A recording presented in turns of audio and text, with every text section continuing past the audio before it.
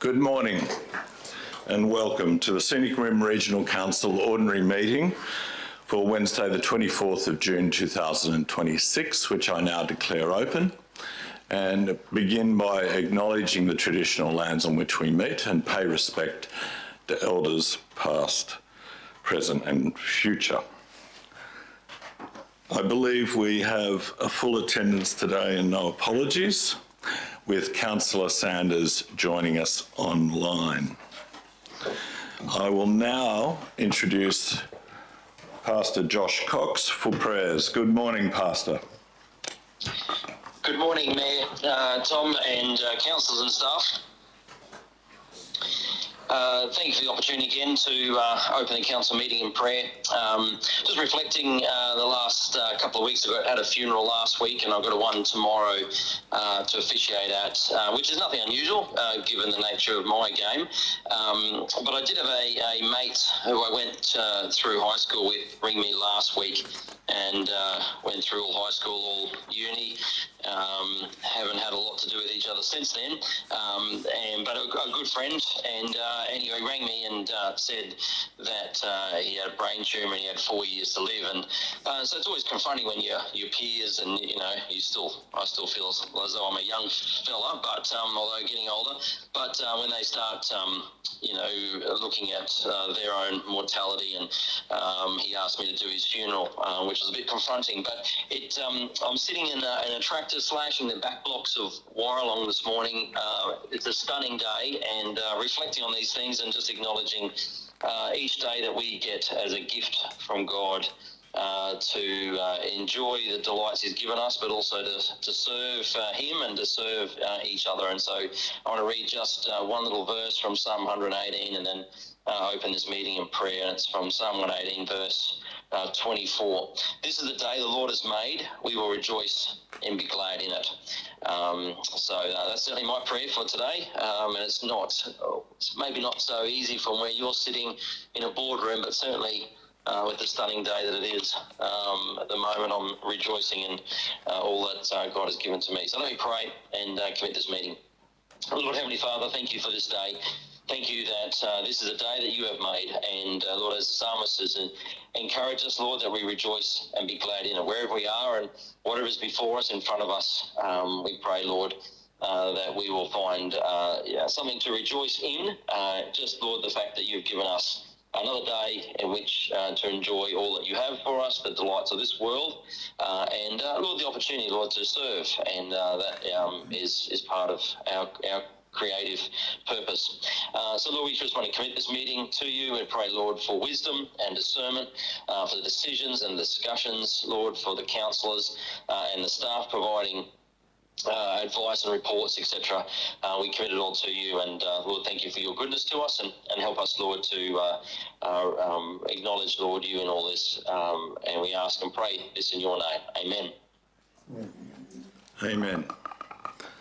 Pastor Josh, as always, thank you for your wisdom and thank you for your prayers, and especially thank you for the personable way in terms you approach it. We wish you all the best and let you get back to your slashing. Thank you. Thanks, and see you. Bye-bye. We'll now turn to public question time and hand it over to the CEO. Through Mr. Mayor, there is questions from Mr. Wastel, who I believe is here. He is here. Good. The questions are as follows. Thank you for submitting questions regarding Council's plan to introduce a household garden organics collection service for consideration of public question time. I'm pleased to provide the following response. Question 1. What is the annual cost for a household? Response. Considering a mandatory service for all eligible properties based on the eligibility criteria, the cost per household would be approximately $224 per annum. The eligibility criteria are the property size should be between 300 square metres and 4,000 square metres. The property should be located within the existing waste collection area, and the locality should have a minimum number of eligible properties to be serviced to be determined in consultation with the contractor. Question 2, can a household request an exemption? The answer, yes, an exemption is possible provided the household meets at least one of the opt-out criteria. Question 3, what are the conditions to request an exemption if applicable? The response, the criteria for opting out of this service as defined in the report to the 26 November 2025 Ordinary Meeting of Council are listed below. First up point, professional gardener services. If a property owner employs a professional gardener who removes all garden organics for reuse, they may be eligible for an exemption. Evidence such as contract or statement from the gardener will be required to confirm that the waste will not be disposed of through the general waste bins and will be recycled on an ongoing basis. Second dot point, on-site composting. Properties that all compost all their garden organics on site can apply for an exemption. This will require photographic evidence of a functional home composting system to ensure the organic waste is being managed responsibly and not entering landfills. Third dot point, diminished generation of organic waste. If no food waste or green waste is generated on site, a green collection container might not be necessary. Fourth dot point, space constraints. If a property has space constraints that prohibit the storage of a green lid organic collection bin on site, they may be granted a waiver. Sixth dot point, location within a waived jurisdiction. If a property is located within an area where existing dual bin collection services is not offered due to accessibility or safety concerns, they may be granted an exemption. The seventh dot point, community composting. Entire locality, suburb, estate can apply for waivers if they've established a legally compliant community composting facility. Necessary evidence would need to be provided. Question 4, when will the exemption process be advertised, if applicable? Response, information on exemptions will be provided to residents during the community engagement, awareness and education process to be conducted 6 months prior to and after the service commencement. A formal process will be put in place to ensure that all exemption requests which are supported by the required documentation are recorded and advised. Question 5, when can households expect an exemption if applicable? Response, using the eligibility criteria, the residents should be able to self-assess if the service is mandatory for them or not. Those who are unsure will be encouraged to contact Council for assistance. Question 6, when will the new service be introduced? Response, a draft project plan was prepared and submitted to Council for approval. However, further analysis and decisions are required prior to any formalisation of a service. The service, if it does proceed, will not commence until the next financial year.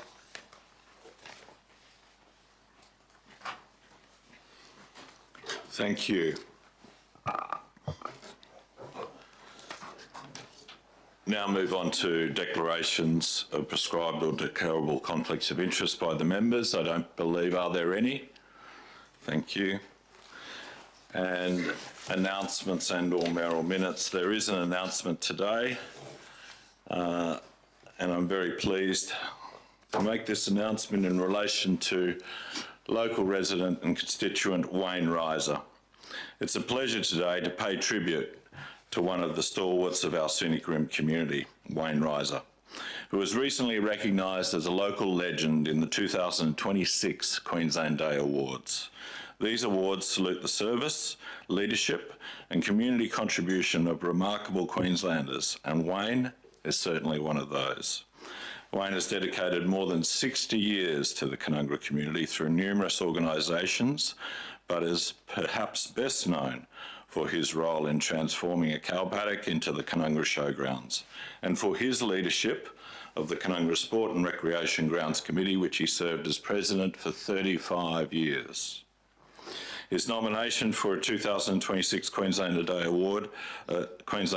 Award was one of more than 600 received from across the state, recognising Queenslanders and organisations going above and beyond to support their communities. Wayne's outstanding service to our community was previously acknowledged in the Scenic Rim in 2018 with an Australia Day Mayor's Award for his contribution to so many local organisations which are vital threads in the social fabric of our region. These included the Canungra Bowls Club, but as a tennis association, but as a cricket association, Canungra Cricket Association, but as a golf club, but as a Rural Youth Club, Queensland Council of Rural Youth, Canungra Rural Fire Brigade and the Canungra Creek Water Advisory Committee, all while serving as President of the Canungra Sport and Recreation Grounds Committee. Wayne's tireless fundraising efforts have helped to supply a cold room for the Canungra School of Arts Hall, a truck for the Canungra Rural Fire Brigade, computers for Canungra State School, a donation towards a defibrillator for their local ambulance service, and much more. I can think of few people more deserving of the local legend title, and Wayne's generosity, hard work, and mateship have made him a much-loved member of our Scenic Rim community. My congratulations to Wayne on his latest award, and I hope his example will inspire others to give of their time and their talents. Thank you.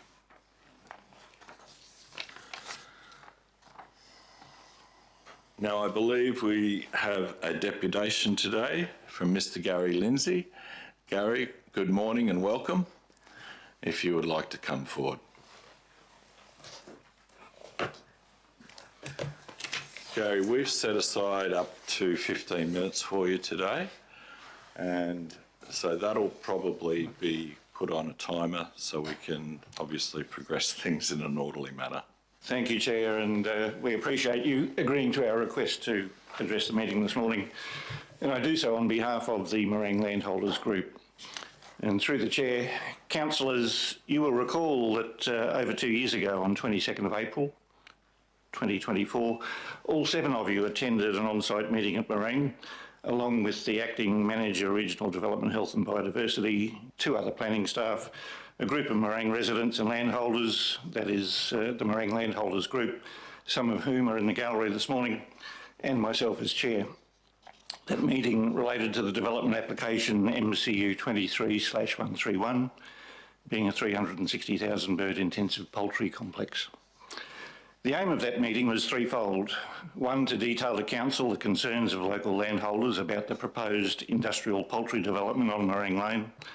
2, to express our concerns about many errors and contradictions we had identified in the application. And 3, to allow you to witness the failure by the same applicant to comply with conditional requirements imposed but not enforced by Council on their existing poultry complex.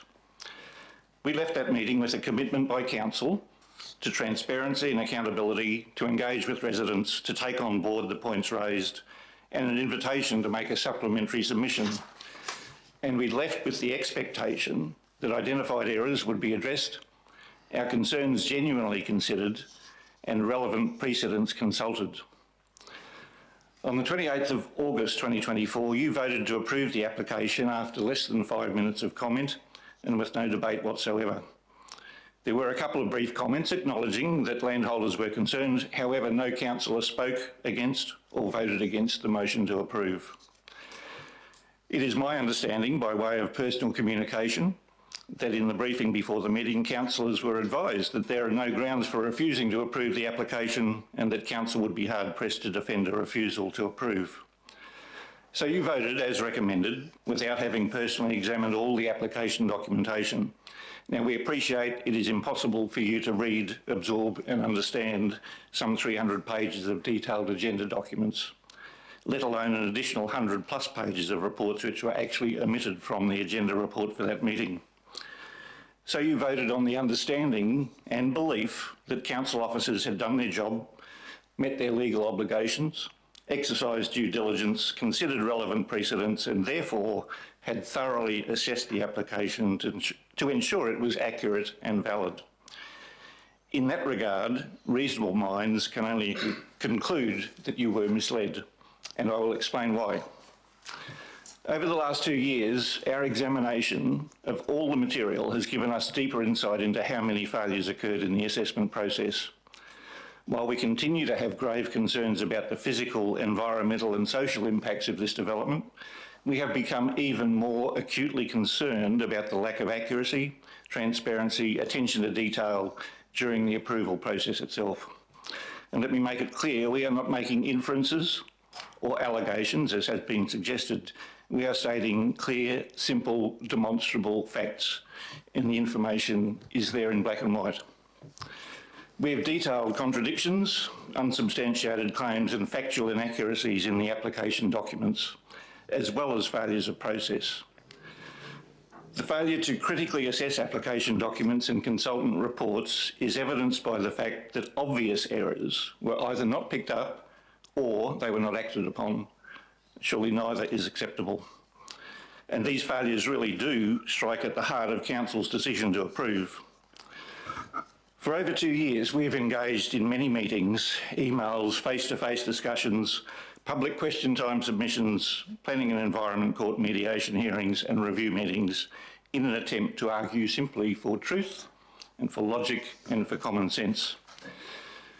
We detailed significant errors and unsubstantiated claims in the traffic engineering report, the bushfire management plan, the site-based environmental plan and the stormwater management plan.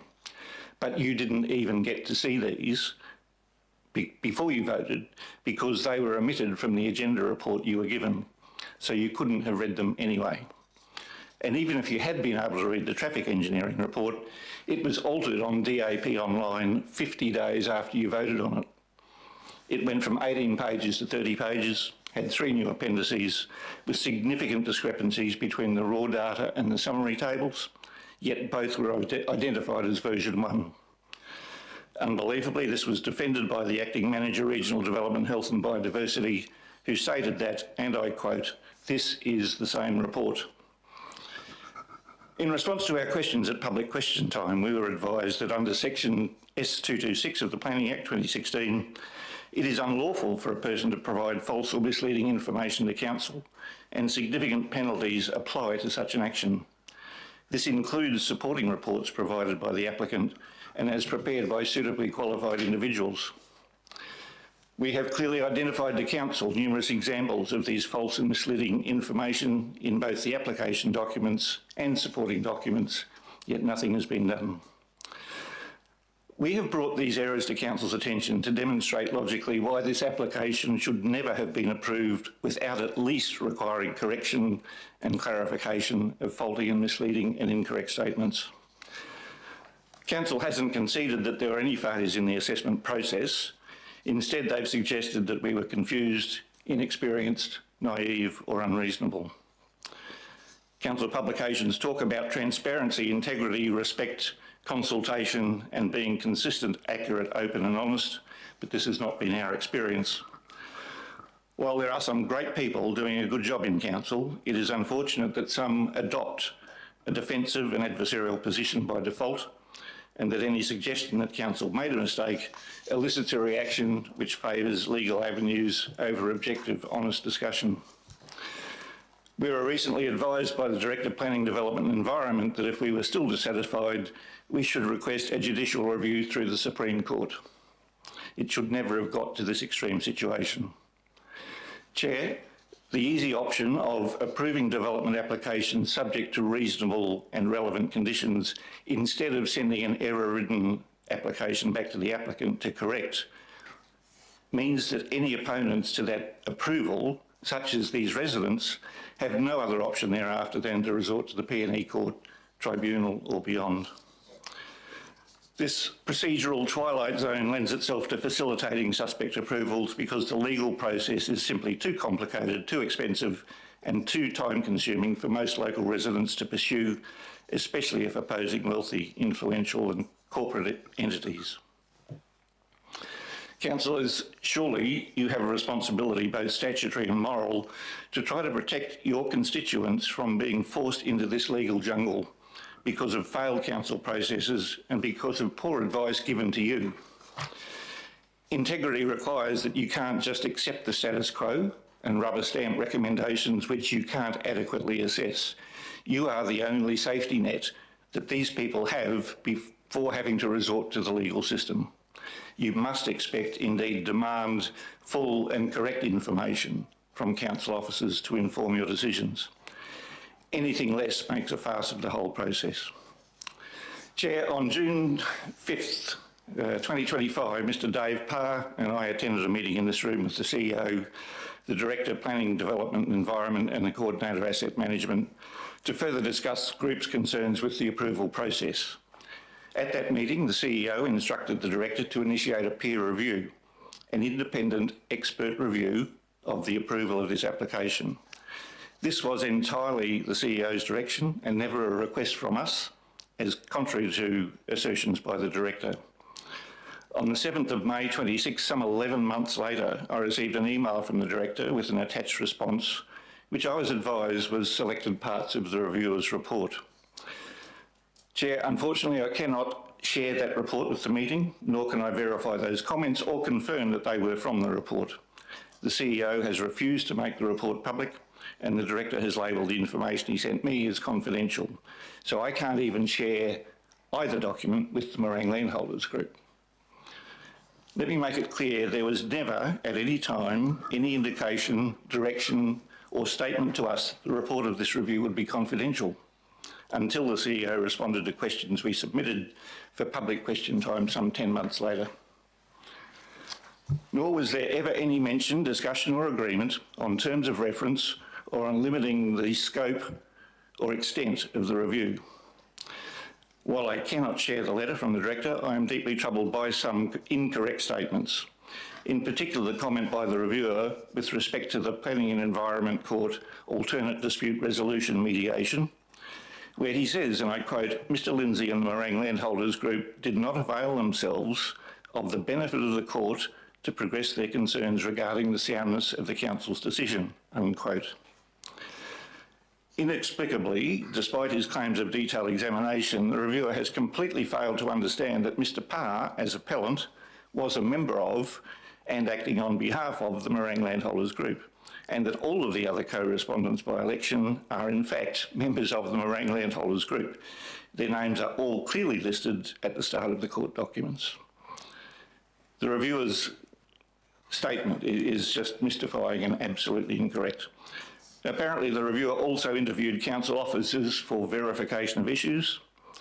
We would like to see the report to know just who was interviewed, because the 3 officers involved in virtually all of our communications regarding this matter have left the council. And on 29th of August 24, the day after you voted, I was advised by a council staff member that due to staff shortages, the application had been sent to an external agency for a review. Unfortunately, with the peer review report being kept secret, who the reviewer interviewed and what he found remains a mystery.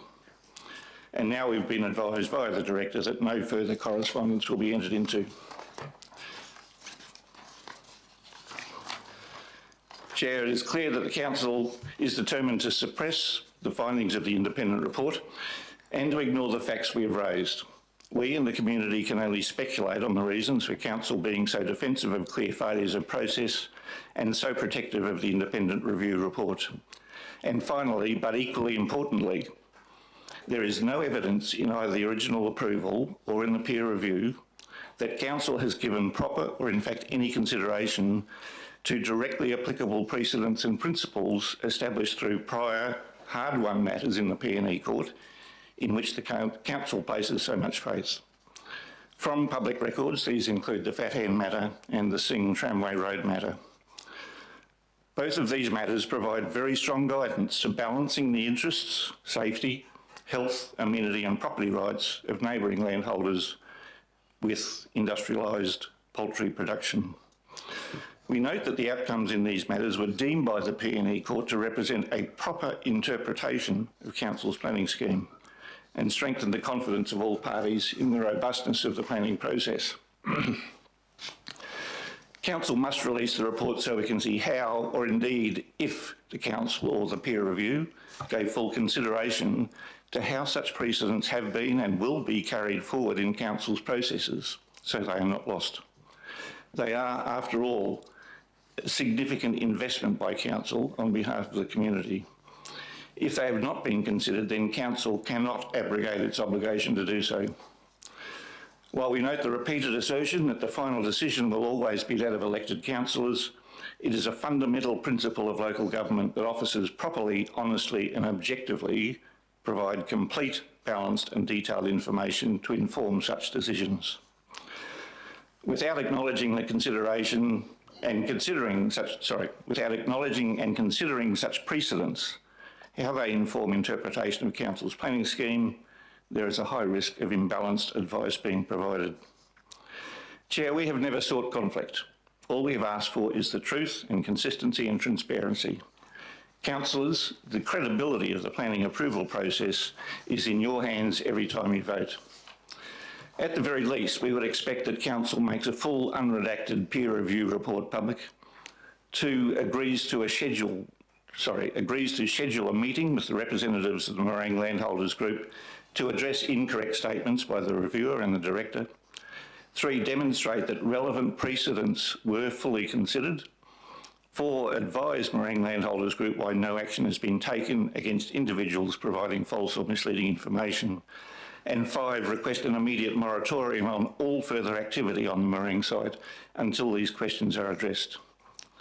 Chair, in closing, the Council's own 24-25 annual report says that Council has fully achieved, and I quote, ethical and transparent governance, ongoing integrity of Council's practices and processes, and that Council's practice is consistent, accurate, open and honest, unquote. I think the Morang Landholders Group would beg to differ. Thank you, Chair. Gary, thank you very much for that presentation. You completed that within 20 seconds of the requested time expiring, so. Been through it a few times. Well done. There's quite a bit to unpack there, and I might just quickly address that, but I'd like to give the opportunity to the Divisional Councillor, Councillor McGuinness, if you wish to say anything, Councillor, otherwise I will quickly respond. Yeah, you're right, Mayor. I think there's a bit to unpack there, and there's a lot of accusations. And I've known Gary for a long time, a number of years now, and I find him doesn't say words lightly, and I respect his presentation. And I think we certainly have to pursue it. Sorry, Chair, can I just query the term accusations? I did try to make it clear that we are making no accusations or inferences, we are stating facts. We might not go back and forth on that today, but thank you. I think, Gary, just very quickly, the points that you raise are well heard today, and we have listened to you, and this will be considered by Council. That was probably the first planning item that came up in the new Council. I'll just make some note that as this Council stands today, this Council has seen fit to put in place a very robust key performance indicator measures to the CEO that then trickles down through the organisation and will be measured in that performance. We believe we have every intention of making that process transparent and accountable. Now, I believe, and I'll stand to be corrected, but I'm not sure that there has been such a robust and descriptive KPI performance process put in place by this Council previously as a key measure.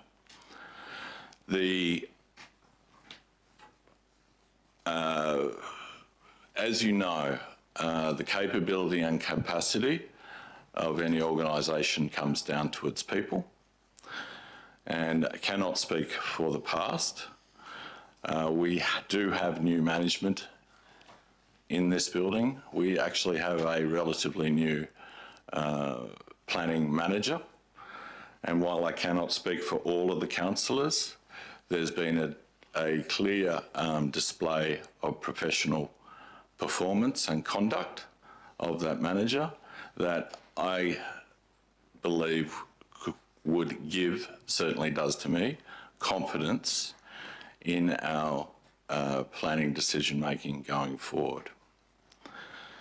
Having said all that, I would suggest taking your first point and recommend make the full unredacted peer review report public, that if you would, on behalf of the MLG, put that as a request to the divisional councillor to bring that motion or bring that item to council for council to debate and motion on in the public forum as a starting point. Thank you. Thank you, Chair. We will forward that at the first opportunity. And thank you again for the opportunity. Thank you.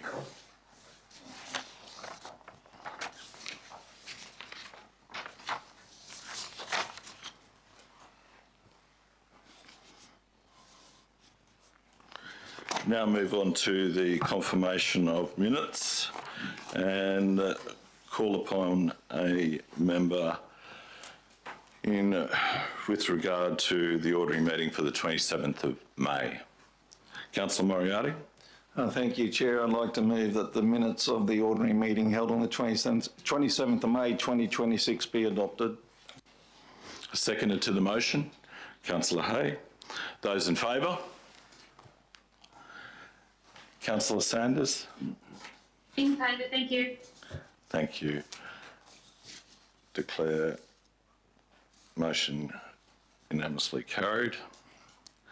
Call upon a member for the minutes of the special meeting for the 10th of June. Councillor Cryer. I'd like to recommend that the minutes of the special meeting held on the 10th of June 2026 be adopted. A seconder to the motion. Councillor Moriarty. Nothing further. I'll put it to the members. Those in favour? Carried unanimously. Sorry, Councillor Sanders. Thank you. Carried unanimously. Thank you. Now move to business arising from the previous minutes. Councillor Moriarty.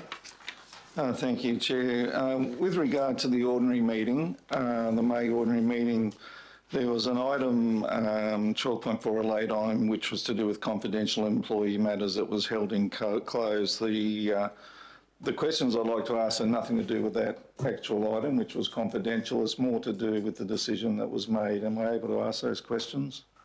Which item number? 12.4, the late item, confidential employee matters. That was in the ordinary meeting, May ordinary meeting. I had a conflict of interest in that meeting, so I would request the Deputy Mayor if you could step into the chair, as I'll remove myself from the meeting for the moment. You're happy to take the chair from your current position? Yeah. Thanks, Mayor. Yeah.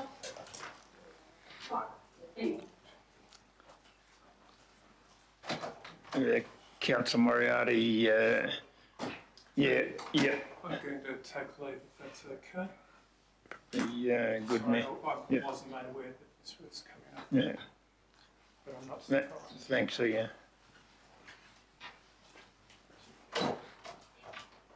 It is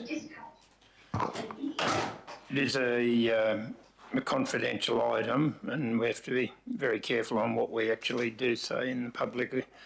But who did you want the question? As I mentioned, Deputy Mayor, that it's nothing to do with the confidential item. I'm not discussing the item, only the motion that was passed in open. So I have flagged some questions with the governance coordinator, who said they are questions that are quite able to be raised in business arising. It's more just to deal with the legal ramifications, for the potential legal ramifications of the decision that was made. So with your approval, I'd just like to ask the questions.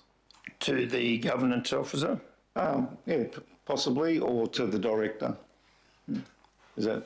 Yeah, that's Yep. Okay. an open session question. Thank you. My question is, the motion was passed and the motion was that having considered the contents of the confidential counsellor briefing note and legal advice, council acknowledges that the matter will be dealt with in accordance with council policy. 4 councillors voted for the motion, 2 councillors voted against the motion, with Councillor Amanda Hay stating that her reason for voting against the motion was it was not in keeping with the legal advice that had been provided to councillors and was in fact against the officer's recommendation. My first question is, what indemnity insurance are councillors covered by with regard to formal decisions made during council meetings? Through you, Mr. Chair, I'm happy Thanks, to respond Director. to that. So, Councillor Moriarty, we are governed through the Local Government Mutual Services Self-Insurance Scheme for local government. Council holds a councillors and officers liability protection policy that provides levels of professional indemnity support to council in relation to decisions made based on the information that's supplied to them. That is generally a standard policy held by most local governments. It is far-reaching in terms of its policy content, and it would provide the necessary cover to decisions made by council inside this room in accordance with the advice being provided to council. So the coverage does exist. There is no individual liability for councillors. It would be covered by that policy as a general response. Thank you, Director. My next question, are there any exceptions to that cover? So are there any decisions that could be made that may exempt that cover from being able to be applied, that cover? Yeah. Through you, Mr. Chair. The policy is comprehensive, as I just said before. There are some exclusions in that policy. They are more fairly specific matters. My knowledge of the policy is that those exclusions would not relate to the matter at hand where the decision was made, and in that respect, the policy coverage would exist over that decision, in my opinion. If you would like me to get further advice on that, I'm happy to do so, but the policy is quite detailed in its exclusions. Thank you. Just a couple more questions. Is it possible for a council and or councillors to be exposed to civil liability as a result of any exceptions that may be in the insurance policy?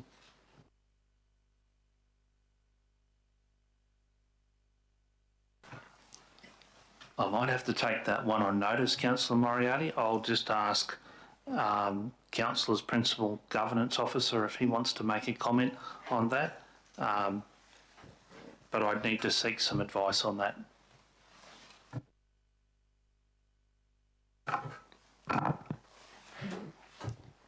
Thank you, Councillor. Basically what the policy does, it provides assistance through legal means to defend civil suits against individual officers and councillors. So it doesn't indemnify them from liability. It provides support if a councillor was, sued for a particular matter or decision. As the Director has just said, it's a bit difficult to try and give an accurate response because all of the circumstances would need to be looked into. But like I said, the policy, it provides some legal support, but it doesn't indemnify. I mean, it's there to support, but individuals are always able to take action if they feel they've suffered a detriment through someone breaching a duty of care. The policy that council holds provides some coverage to support defending any action of that type.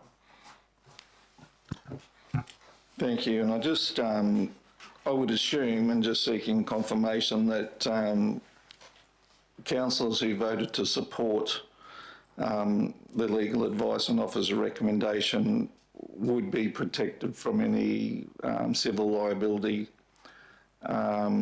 given that they actually voted to support the following of the legal advice and the officer's recommendation. Yeah, thank you, Councillor. It's a difficult question to answer, given the nuances of civil liability. So I can't give a yes or no answer to a hypothetical without legal minds having a look at what someone's claimed against them and what actions took place and why people made decisions. Something I can't provide an answer to at this point in time. Thank you. That's all. Thank you, Chair. Thank you. If I could ask Governor from a corporate point of view, and I don't know whether it is the same in council, but whether you vote for it or not, we've made that decision as a collective, and we're historically in corporate, you're all responsible for it. Yes, I mean, the council's made up of councillors who make decisions. Council's an entity that is also capable of being sued, as are individual councillors. The question on whether someone's liable in relation to that is something that most likely would be determined by a court, and like I said, it's hard to sort of speculate on what that might be. It all depends on the circumstances and what actions are brought against a particular individual or the organisation itself. But certainly, yes, the organisation is responsible for the decisions it makes through its councillors through this process. Thank you. No, nothing further, Councillor Moriarty? No. That's it? Rightio, we'll ask the Mayor to come back in and the CEO.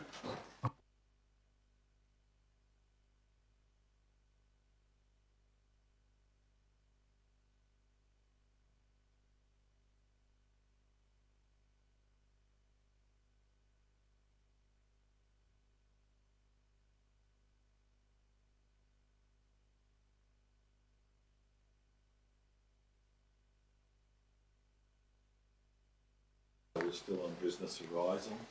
Any further? Yes, thank you, Chair. I'd just like to raise a matter of business arising from the special meeting on the 10th of June, if I may. I did ask the question during that meeting that who authorised the tender process to commence for the City Deals public art projects prior to the funding being approved during the budget processes for 26-27 as required under the original motion, and didn't receive a response during the meeting. So I did email the CEO and Director that request, and for any budget documents that would support the fact that the funding was actually already in the 25-26 budget. I did receive a response from the CEO, which is appreciated, and I'd just like to read that response, if I may. The budget review reports were adopted by Council, and sorry, the response is not from the CEO, but by the Coordinator Engineer Project Delivery Property and Projects. These budget review reports were adopted by Council in accordance with sections 169 and 170, section 3 of the Local Government Regulation 2012, and form the relevant budget approval documentation for the project funding. In relation to the tender process, the delegation was signed off by the Manager of Property and Projects, reviewed and recommended by the Project Engineer Project Delivery, Coordinator Cultural Services, Coordinator Governance and Coordinator Engineering Project Delivery. In accordance with Council's delegations from the Chief Executive Officer, 2 officers and contractors under Section 259 of the Local Government Act 2009. This occurred on the basis that the project budget and funding pathway had been approved through the relevant Council budget review processes. Accordingly, the tender process was authorised under the applicable delegation framework following Council's and South East Queensland City Deal Public Art Initiative endorsement of the project and subsequent budget approval processes. So I guess the response probably raises more questions than it answers as an answer to my original question, but am I to take from that response, and my question is probably to the CEO, that there were 4 officers at manager or coordinator level who authorised the tender process to begin on the 14th of May 26, sorry, is that correct?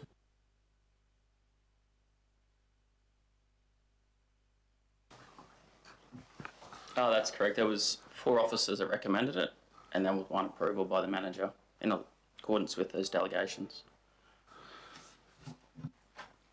So were the officers aware at the time that the funding had been removed in the budget to review in December 25, the council portion of the funding for the project had been removed from the budget and pushed out to the 2026-27 budget? And if so, why was the tender process commenced in May 2026?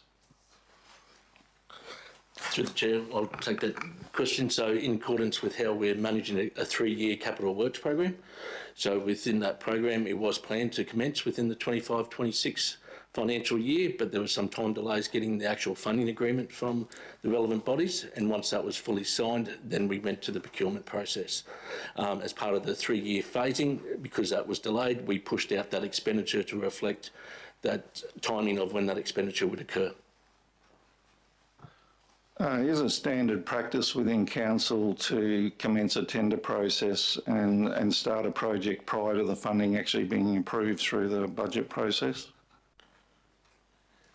Through the Chair, because it was part of the initial 25-26 budget, that's why it was commenced from that procurement perspective, and there was just the timing of the delivery was pushed out through the phasing of the quarterly budget reviews to be delivered, or most of the expenditure to occur in the 26-27 financial year.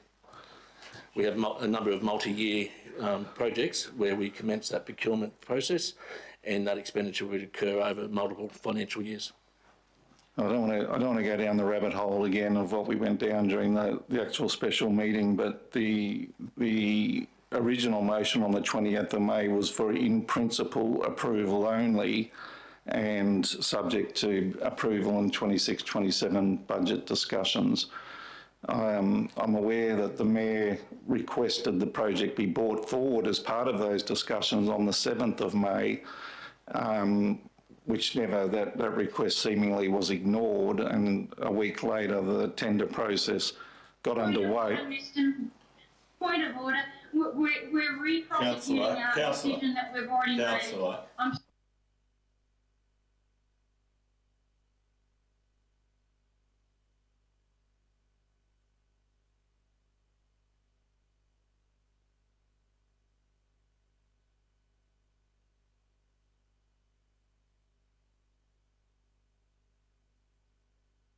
Point of order is in relation to which part of the standing orders?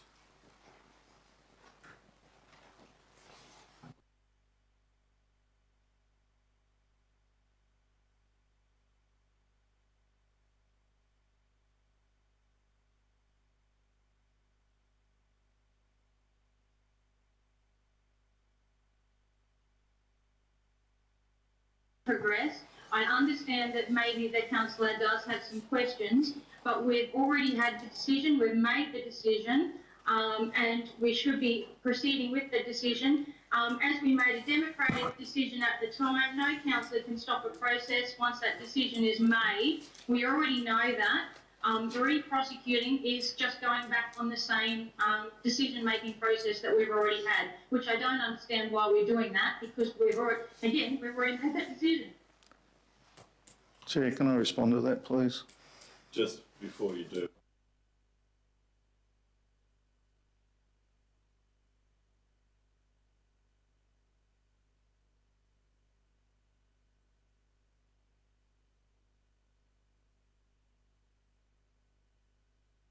Thank you, Chair. In response to Councillor Sanders' comment, I am in no way challenging the decision that was made or re-prosecuting the decision that was made in the special meeting. My concerns are purely to do with the tendering process and the way that unfolded. And to be perfectly honest, I'm not 100% sure that the answers are making a whole lot of sense. It would seem to be an item that potentially could be brought back to council for review, our tendering process, and possibly a report brought back to council or just go over that process, because the project itself was as I've just said, in principle supported the original motion subject to the 26-27 budget deliberations. Now, the Mayor quite reasonably on the 7th of May said, can we please bring it back as part of those budget deliberations? It's no doubt would have ended up in the same outcome because the majority of councillors are clearly in favour of the project. So I'm not 100% sure why the tender process was needed to be commenced a week after it was asked to be brought back before the council for the budget discussions. Councillor, if I may, I would like to move on. If you want to draw to a very quick question to conclude this, is there any further follow-up questions in terms of business arising, or is this a point you wanted to bring to? No, I'm just raising the point about the tender process. Ask the question. Quickly. Can I please move a motion that a report be brought back to council for discussion on the tendering process for forward budgets and to ensure that funding in future has actually been approved before tender processes commence. Sorry, brought to council on the tendering process. I missed the next bit. Doesn't that happen from the answer from the staff? Maybe I'm hearing something different to Councillor Moriarty, but I thought that was the case. I think what Councillor Moriarty is trying to point out. Sorry. I think what Councillor Moriarty is trying to point out is that the motion doesn't match the action and that the funding was withdrawn. I do acknowledge what the officer said in terms of when you have multi-year projects, but you're looking for better clarification and transparency in relation to budget approval processes. Is that correct, Councillor? Oh, absolutely. I just think to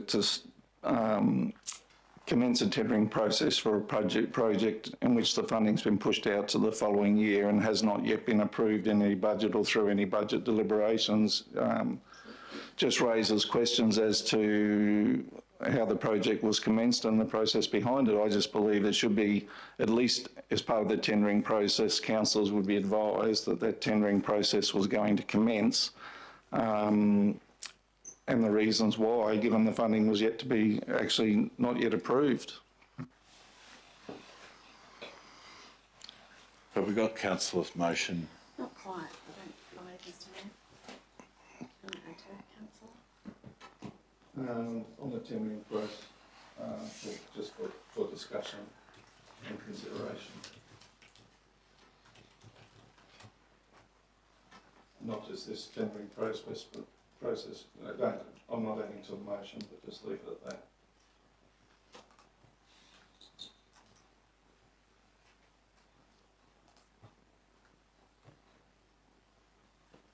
Can I just, Mr. Mayor, would you mind just getting one of the officers to read out the motion? Sorry, at the moment I can't see it. So if you wouldn't mind reading that motion out for me before we vote, thank you.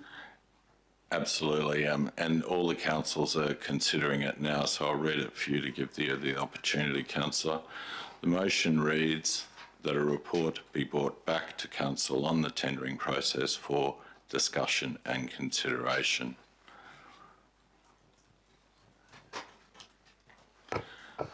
Might be, So, Mr. Mayor, I think. is it really? Sorry. I just asked The question is it open? Just all tendering process? Is that what we're saying? On tendering, yeah, it is on I was just going to request the councillor, could we be a bit more specific and tie it in to the budget approval process so that motions, when they're presented, are clear and concise? To ensure that the report be brought back to council on the tendering process for discussion and consideration to ensure that appropriate funding is available or has been applied in the budget prior to tender processes commencing.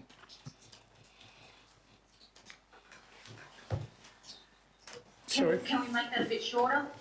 So, has been applied in the budget So, yeah, did you have anything? prior to the No. tendering process. Is that right? Commencing. Prior to the tendering process commencing. Through Mr Mayor, the word tendering is probably only one option. It probably should be defined as procurement across the board. So it picks up tenders, it picks up quotations, etc. Please keep in mind there are some situations, and I look to the acting manager and coordinator, there are some situations where we have to have shovel-ready projects where we actually do the tendering out or do the concept designs to make sure that we've actually got something we can put in as a funding application. So is that to be caught up in this? And again, tendering is only one aspect of the procurement process. There are other aspects of the procurement process if one wants to leave it a tender. In fact, was it a tender process that you went through? Yeah, through the chair, yes, it was. Thank you. Are you happy to change that, councillor? Absolutely. So tendering to Procurement. And then this can be obviously through the motion in terms of referring to what the CEO said, has offered can be considered in the report. Happy with that, Councillor Moriarty? Okay, councillor Sanders. Require a second before it's Yeah, what I might Yes, ask. Mr Mayor. Sorry, would you read it out if you wouldn't mind? Thank you. I'll get councillor Moriarty to read it out as a proposed motion. Thank you, Chair. I'd like to move. Through Mr Mayor, just before you do that, can we have a time frame on it, please?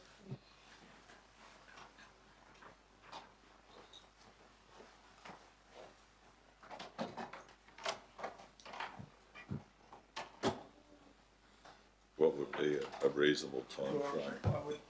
I would indicate we're sort of going through the budget at this point in time, so there is a bit on.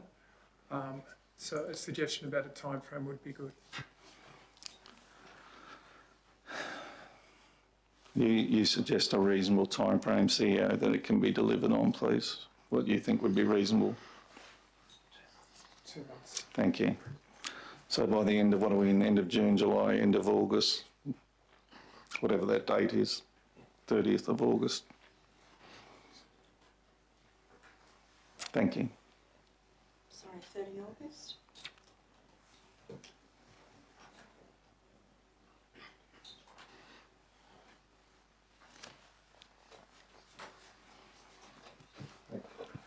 Okay, I'd like to move that a report be brought back to Council by the 30th of August 2026 on the procurement process for the discussion and consideration to ensure that appropriate funding is available and has been applied in the budget prior to procurement processes commencing. Councillor Sanders, did you hear that?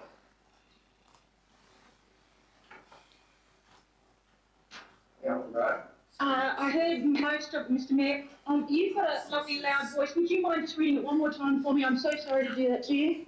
That a report be brought back to Council by 30 August 2026 on the procurement process for discussion and consideration to ensure that appropriate funding is available and has been applied in the budget prior to the procurement processes commencing. So that is, it doesn't relate to one single project. This is just the processes that we're reviewing. Is that correct? I believe so. Mr Mayor, can I make a comment? Just about the motions. This motion suggests an outcome that would be something that we put in a policy. So the motion should say that we are reviewing our policy and we discuss it and we come up with a policy about procurement. This says that we can ensure that appropriate funding is available. That's something you put in a policy to guide officers. So that is true. One thing that I don't disagree with you, Councillor, except for the fact that my reticence of red tape policy and process. So if there is an existing policy that, as part of the motion, could be investigated and brought back, it doesn't necessarily need to go on the motion today. well, that's right, and that's what I'm saying. It's because it says consider to ensure the appropriate funding is available. That makes that's an outcome that we're deciding right now that we want in a policy. So we haven't got to that point yet. No. We need the policy brought back to us. We need to discuss it. Yes, I'm happy with that. And then we could put we could put that in the policy if we really wanted to, but we can't put it in this motion because. Well, we don't know if is there an existing Well, policy. that's right. We don't know where it's at yet, so we just need a review. Let that occur when it's brought back to council in the process. Through you, Mr Mayor, can we just hear from the Director of Corporate and Community, please? Through you, Mr Mayor. The motion seeks to draw a number of mechanisms and processes from the organisation together. There is a procurement and contract management policy that exists. It was recently reviewed in January 2026 to manage changes in the thresholds brought through changes in legislation. There is actually a budget policy as well, but the other piece that's not yet been proposed, all of this forms part of the work being done through the project management framework and how projects are managed through and funded through council's budget processes. So there are a number of interlinking mechanisms in there. The resolution as it stands just seeks to bring back a report that might clarify the tools that council has available to it in managing not just procurement but the project and budget cycle more holistically, if that makes sense. It does. So, and seeking advice from you in that regard on that particular motion. Will that suffice in terms of where you're intending to take that integration, or would you propose an amendment that would fulfil your what you've just deliberated? Thanks, Mr Mayor. Look, I think the intent of what's in the motion is clear. Rather than getting hung up on the specifics of the wording, the intent is that council wants to clearly understand the connections between procurement, budget, project management and project delivery. Thank you. Could I now seek a seconder to the motion? Councillor Hay. Councillor Moriarty, would you like to talk to your motion? No, thank you, Chair. I think the Director summed it up nicely. The intent of the motion is quite clear, and I think we need to have some more understanding and knowledge of the processes involved. Thank you. Anyone wishing to talk against the motion?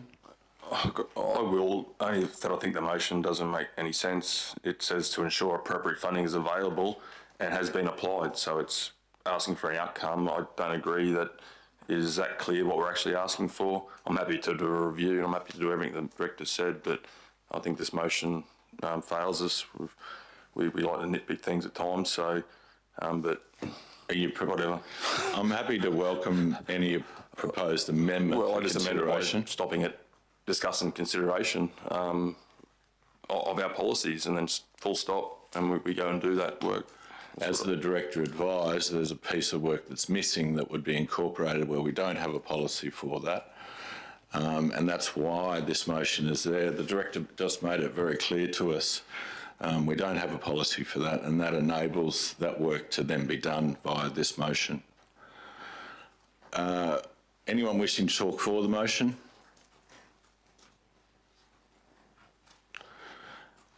Anything further, Councillor Moriarty? No, thank you, Chair. I put it to the members. Those in favour of the motion? Councillor Sanders? I'm not in favour. I'd like an amendment, but I'll just vote not in favour at this time. Thank you. The motion has been carried. Call for a division. In favour, the Mayor, Division 1, 2, 3, 5 and 6, and Division 4 against.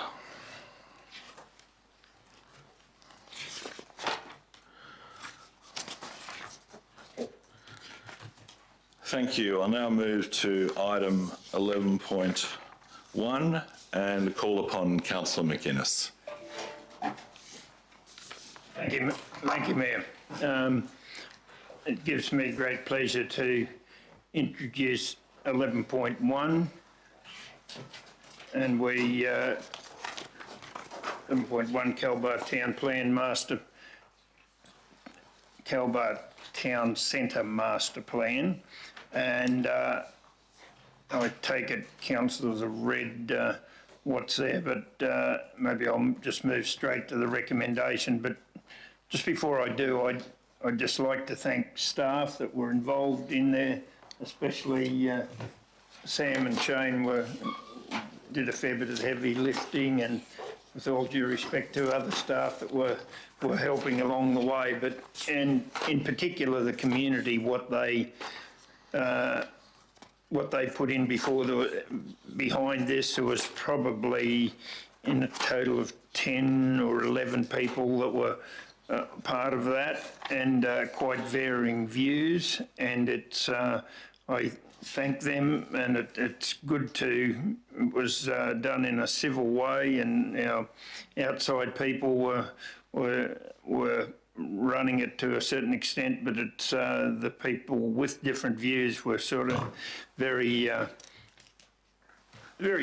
careful not to turn into a slanging match, and I believe we've come up with something that will be to the benefit of people in Calbar for many years to come. So the recommendation is that one, council endorse the Calbar Town Centre Master Plan and adopt the master plan as a strategic framework to guide the future development, enhancement and revitalisation of Calbar Township.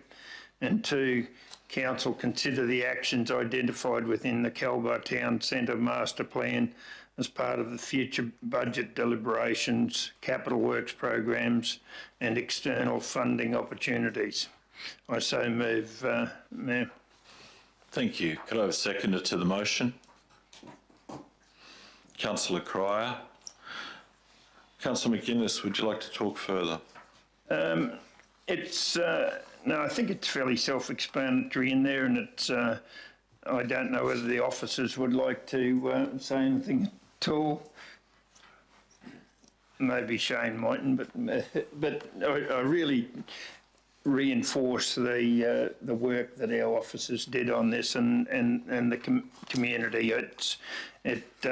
I believe it is a good document for us moving forward, and there's a lot of things there, and hopefully councils in terms to come actually keep moving on there. That it is actually split into short, medium and long term, and it's I believe it's we've had a bit of refinements to it along the way, but it's I believe it is in the benefit to the Calbar community long term.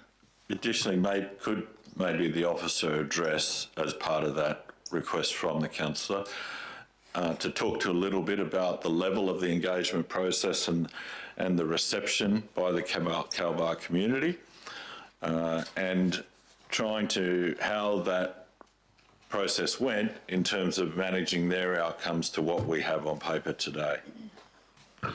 Through the Chair, thank you for the question. If you don't mind, I'll probably answer that from a generic all three, because all three were managed very similarly. And from a personal note, being a local resident, it was great to get around to the three different townships and have the differing views. As Councillor McGuinness said, it was an open discussion, and a credit to all the community members of how that was managed through that process. From a history point of view, the respective groups were formed back early last year, and the meetings held on around a weekly process, and facilitated by an external consultant to get external views from there. Once we had the draft, that went back and forth, as Councillor said, numerous times, and refinements and different of opinions and little minor amendments there, and then we went to the broader community for their input and the cross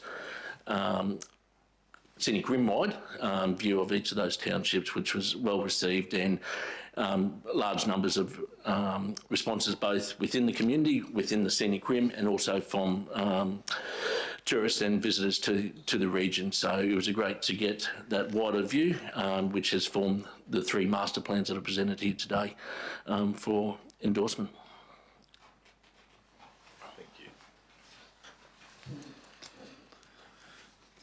Thank you very much, Shane. With that said, is there anyone wishing to talk against the motion? Nothing further, councillor? Yes, there is actually, and Shane's just reminded me, there were some 80 submissions to the Calbar one, and 75 or 77% of people were very much in favour of it. So that's a fairly glowing endorsement in any, if you get more than 30% of people who agree on any one thing, it's pretty good. But it's, and I think the locals should take pride in how it did all come together, and their suggestions, they did represent the community views very well.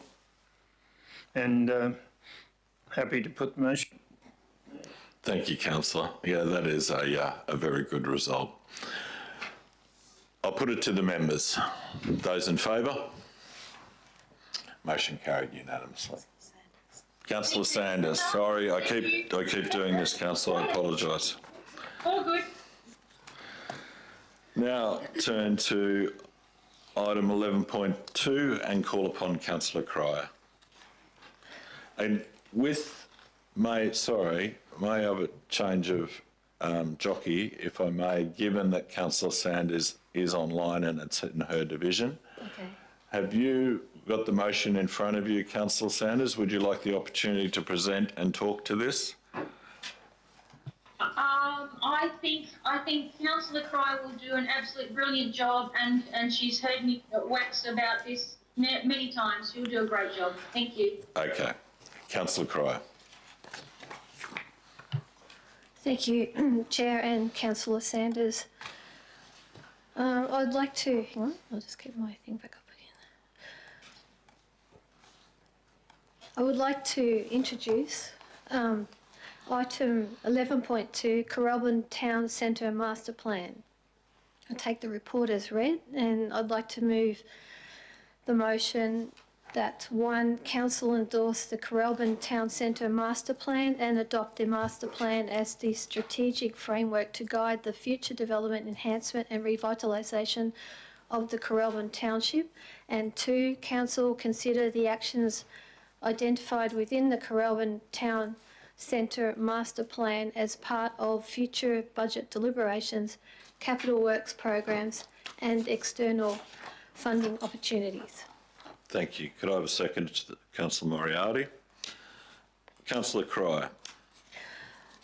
Yes, it is not my division, but the Corralbin Town Centre Master Plan Committee was made up of a group of local residents and business owners who are deeply invested in shaping their home's future.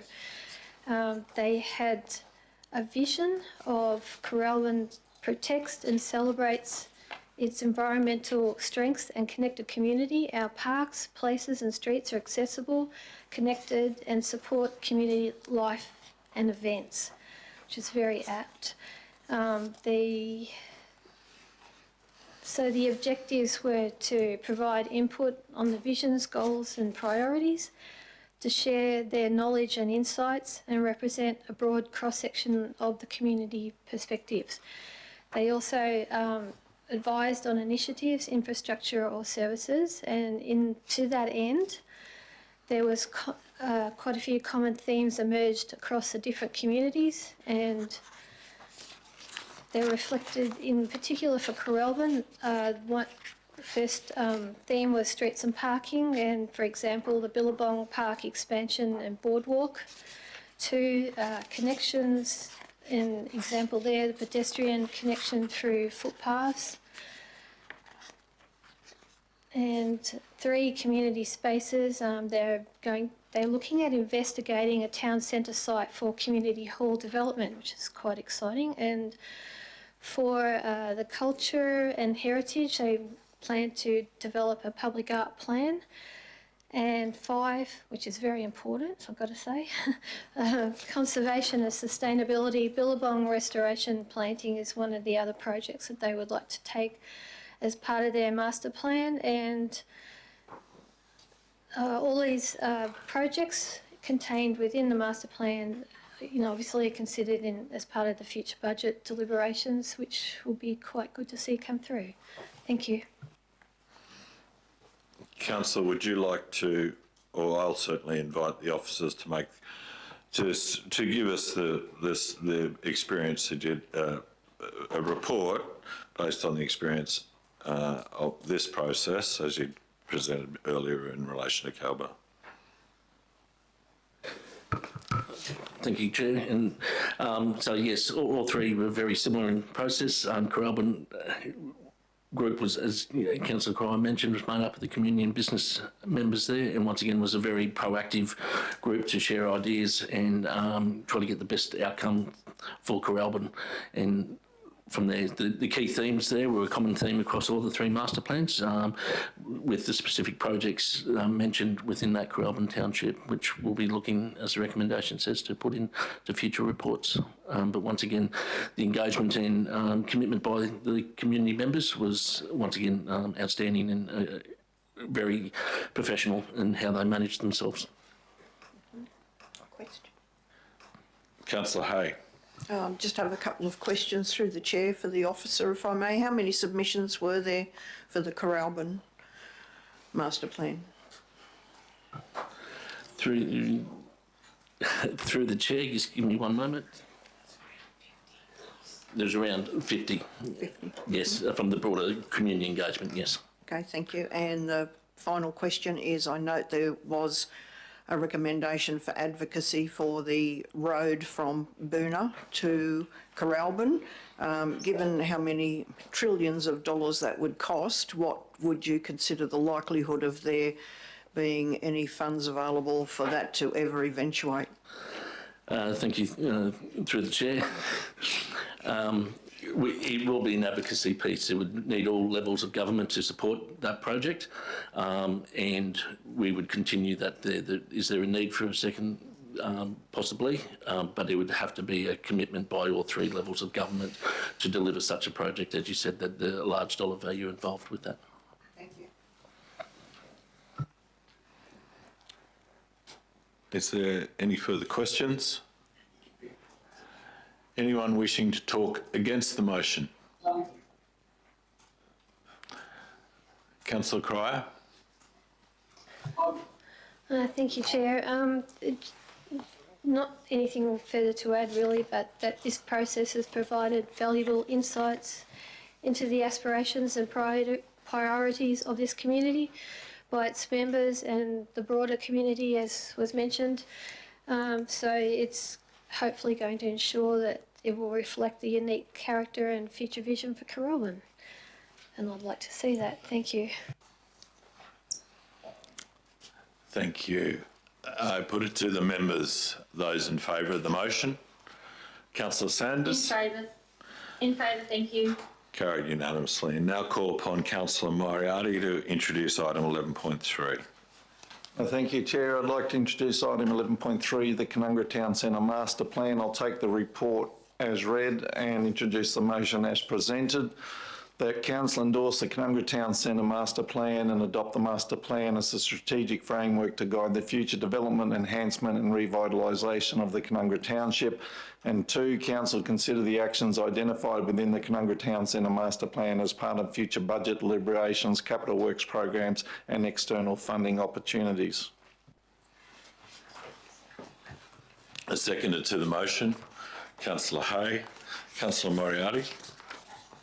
Thank you, Chair. Like those before me, I would just like to thank and acknowledge council staff and the consultants who were involved in the process, but I'd particularly like to extend and acknowledge extend my thanks and acknowledge the people of the community who were on the Master Plan Committee for their commitment and dedication to the task.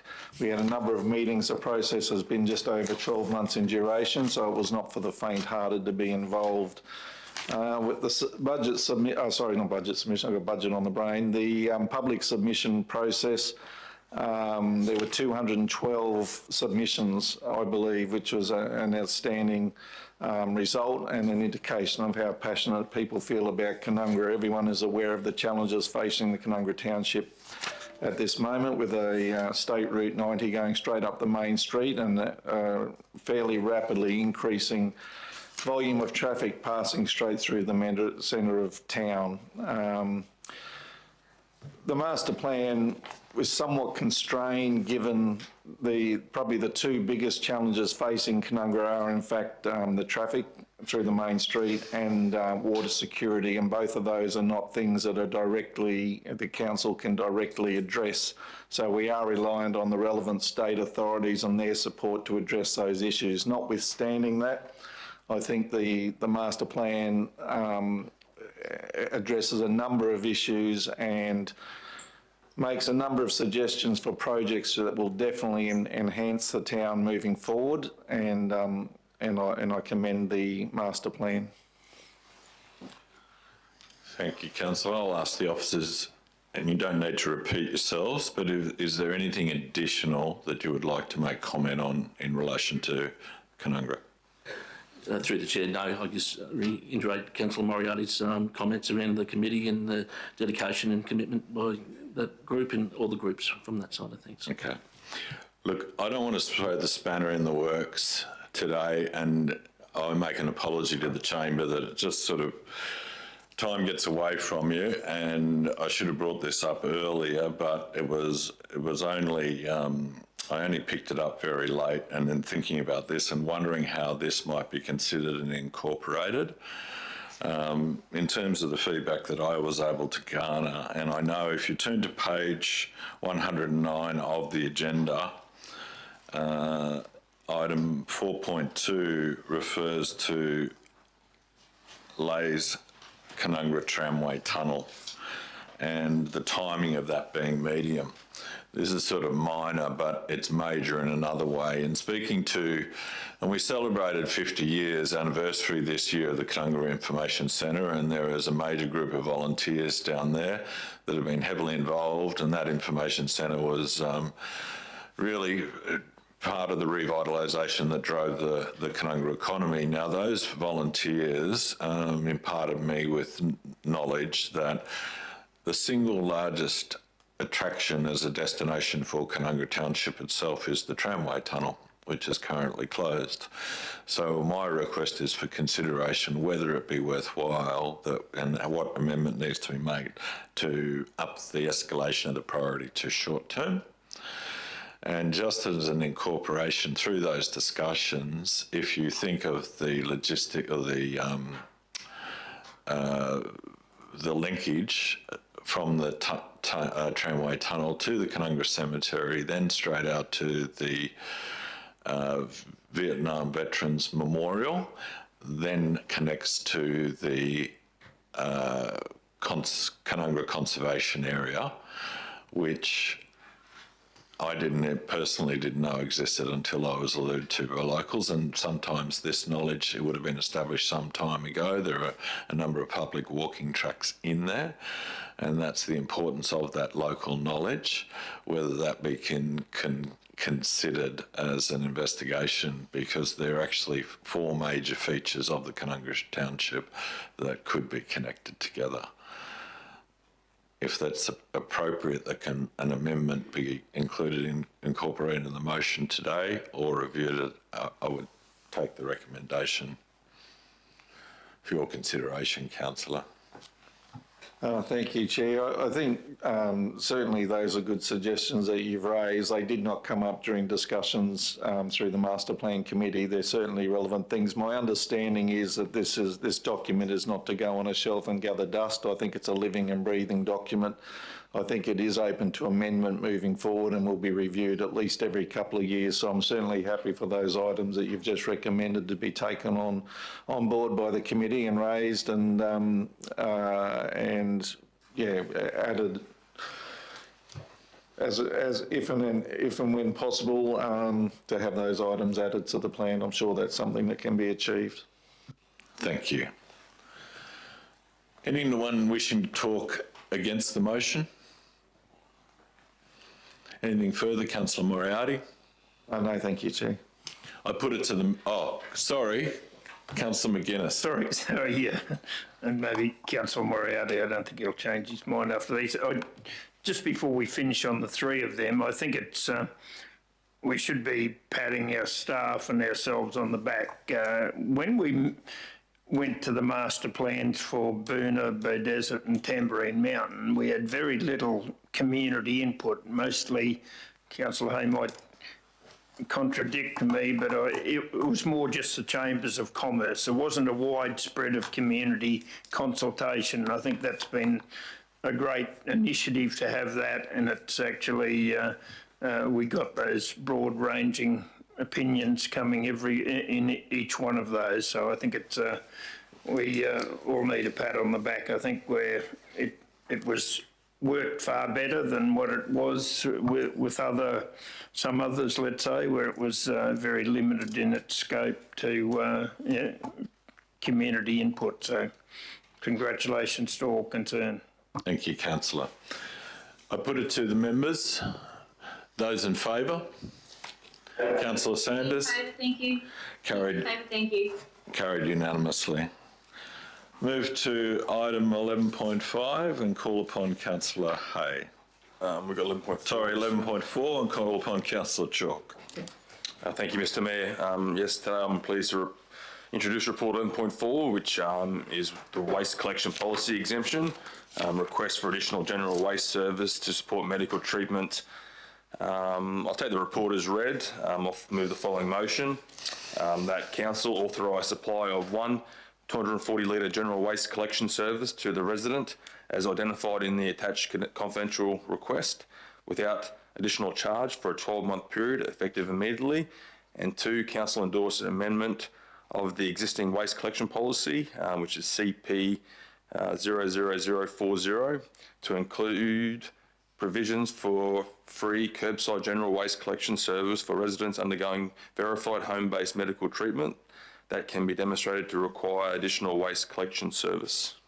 Thank you. A seconder to the motion, Councillor Hay. Councillor Chalk. Yeah, thank you. I was in receipt of a request from a resident to have an additional waste service due to a medical reason. Unfortunately, it was something that we didn't have currently in our policy. Other councils surrounding us do have this in their policy, so it was probably just something that was overlooked. It doesn't come up very often, obviously, or we hope it doesn't come up very often. But when it does, I think this council should provide that service. It doesn't cost us a great deal of money, and I'm sure the entire region would support this resident in their treatment and try to make life a little bit easier in those instances. So I certainly put it to other councillors that it's a worthwhile thing to firstly change our policy to allow it. So staff don't need to go through this process next time. They can just do it via a delegation, but also immediately provide this resident this service which they desperately need, because obviously they're in undergoing treatment. So I'll leave it at that, Mr Mayor. Thank you. Thank you, Councillor. Anyone? Hang on. Yeah, we do. Of course we do. And anyone wishing to talk against the motion? Nothing further, Councillor Chalk? I think it is pretty straightforward. Thank you for that. I'll put it to the members. Those in favour? Motion, Councillor Sanders? In favour, thank you. Motion carried unanimously. Thank you, officers. Move to item 11.5 and call upon Councillor Hay. Thank you, Chair. I'd like to introduce Corporate and Community Services Agenda Item 11.5, Unaudited Monthly Financial Report for May 2026, and I take the report as read. Just noting that, as it said in the title, this report is unaudited, and I'll just read one short sentence out, and then I'll hand over to the Director, who may enlighten us on the highlights of the report. Won't be a moment. This report provides information on Council's actual to budget performance, which is really important for Council to keep control of throughout the year, month by month.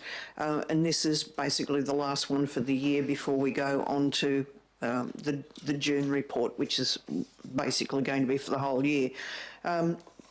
The financial position remains aligned to the budget, which is forecast a deficit position for the current financial year that is currently offset by grant timing in the statutory reporting format. There'll be a continued focus to manage the actual result by oversight on spending as the end of the financial year approaches. And through the Chair, I'd like to hand over to the Director of Corporate and Community Services just to run through any items of particular interest that have changed since the last report. Thank you. Before we do, we might request you put a motion on the table. Yeah, that'd be good. Okay, I'd like to move the motion that Council receive the unaudited monthly financial report for May 2026. Thank you. Seconded to the motion. Councillor McInnes. To the officer. Thank you, Mr Mayor. Thank you, Councillor Hay. I'll make some observations on the report and then receive questions as Council might see fit. Councillor Hayes articulated through the report that this is the financial performance of Council until the end of May 2026.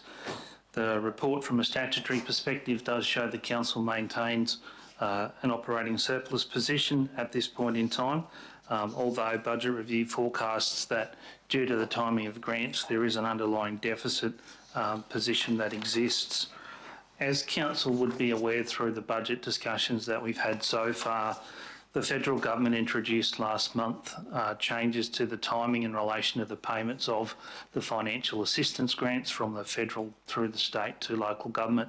We've had written confirmation from the state government that the financial assistance grant for the 26-27 financial year will in fact be paid this financial year, will in fact be paid sometime this week, according to the letter that we've latest received.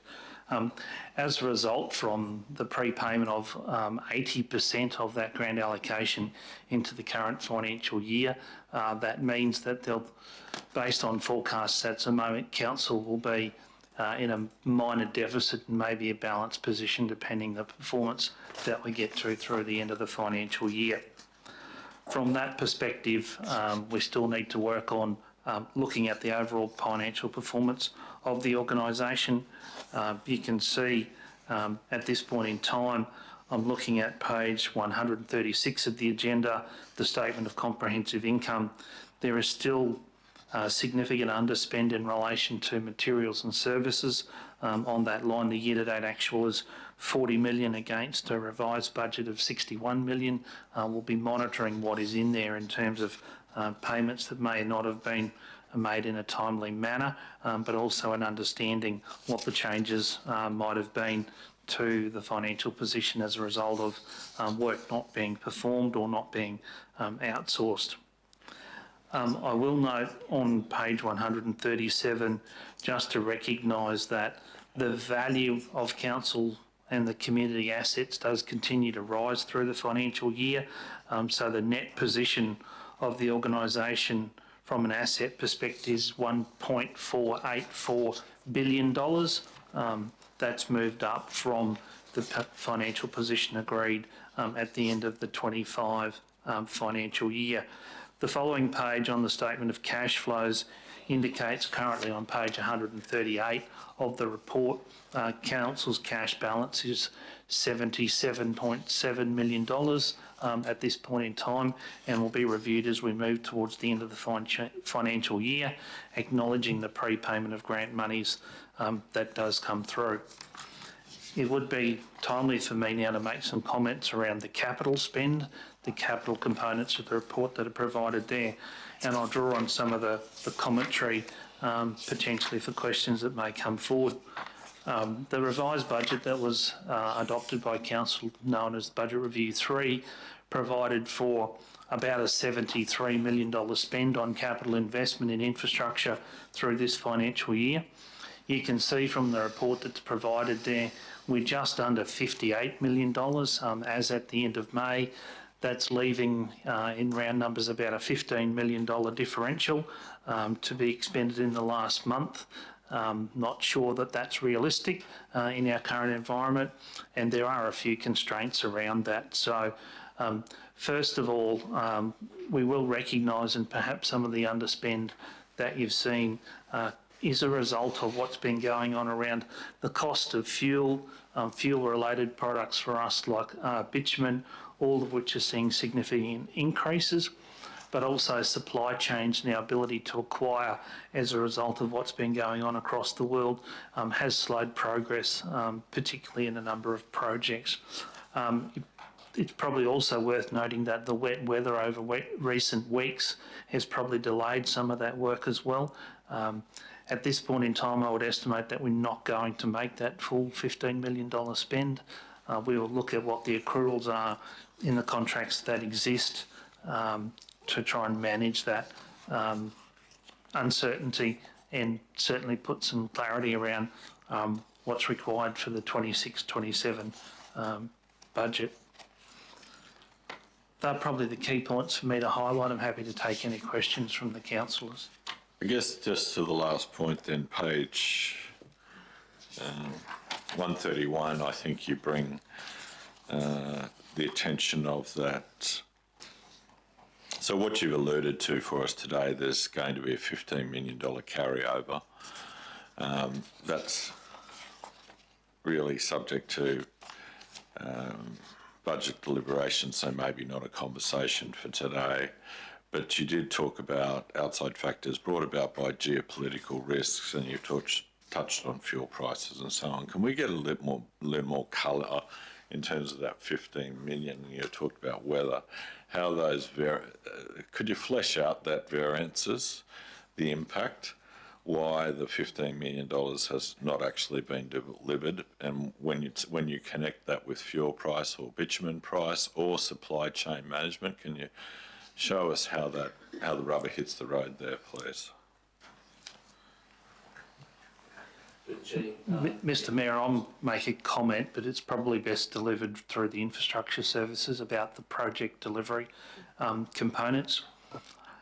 A lot of the impacts that we're seeing so far, particularly in relation to supply contracts, are only starting to flow through now in terms of the fuel impacts. So those large contracts that we're party to, there's often a delay or a retrospective view on pricing changes.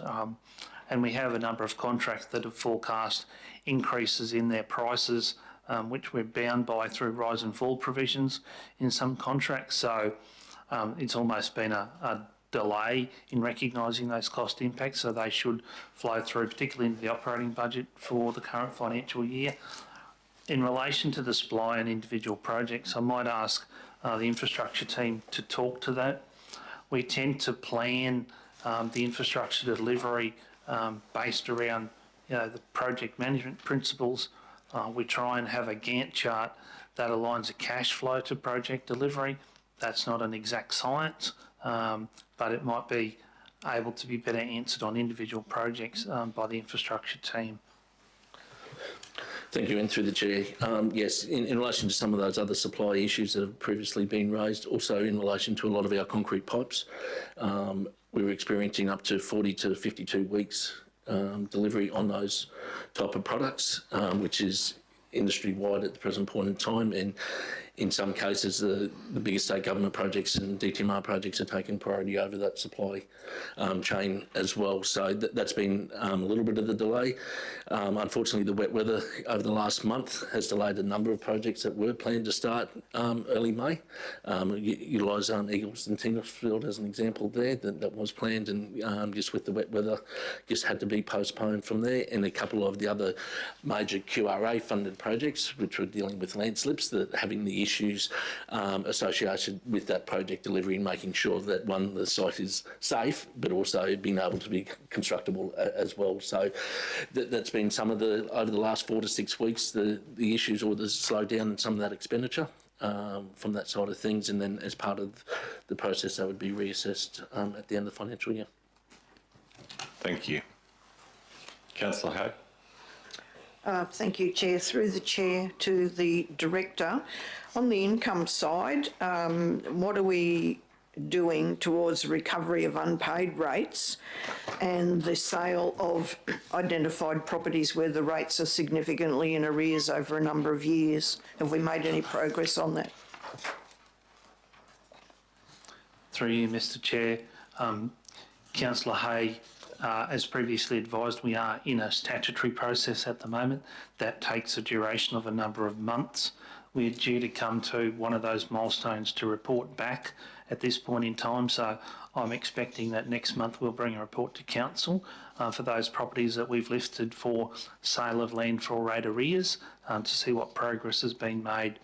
We do continue to work through an external agent to recover unpaid rates, and we're encouraging as many people as possible to enter into payment arrangements for those outstanding values so that we can start to manage those back to keeping them within the constraints of the sale of land process.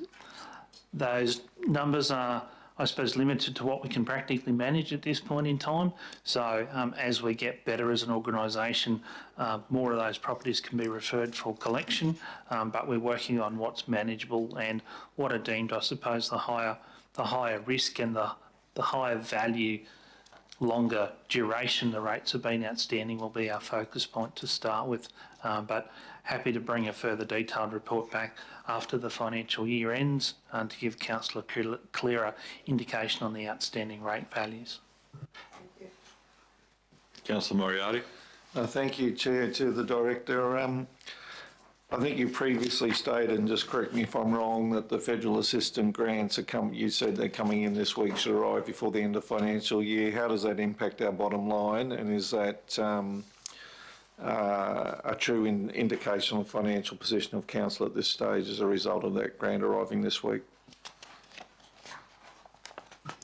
Through you, Mr Mayor, thank you, Councillor Moriarty. So if I wasn't clear at the start, the payment will be made this week. The value of that is about $4.2 million. The forecast deficit position was about $4.7 million.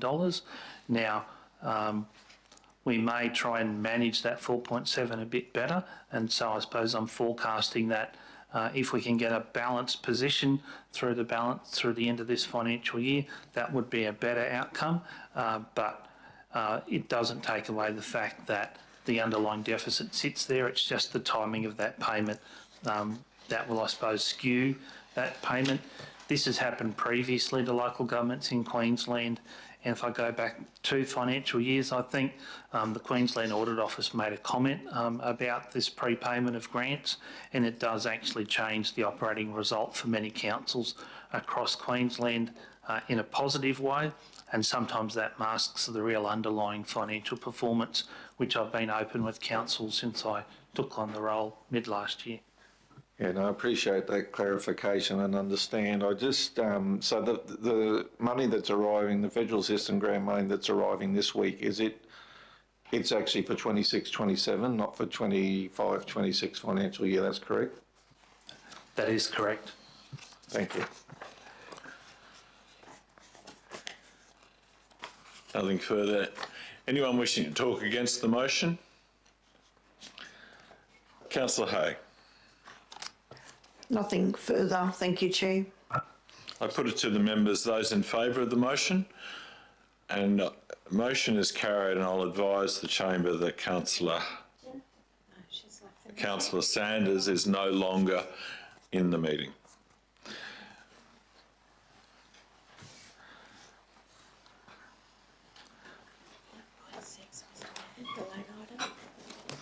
Yeah.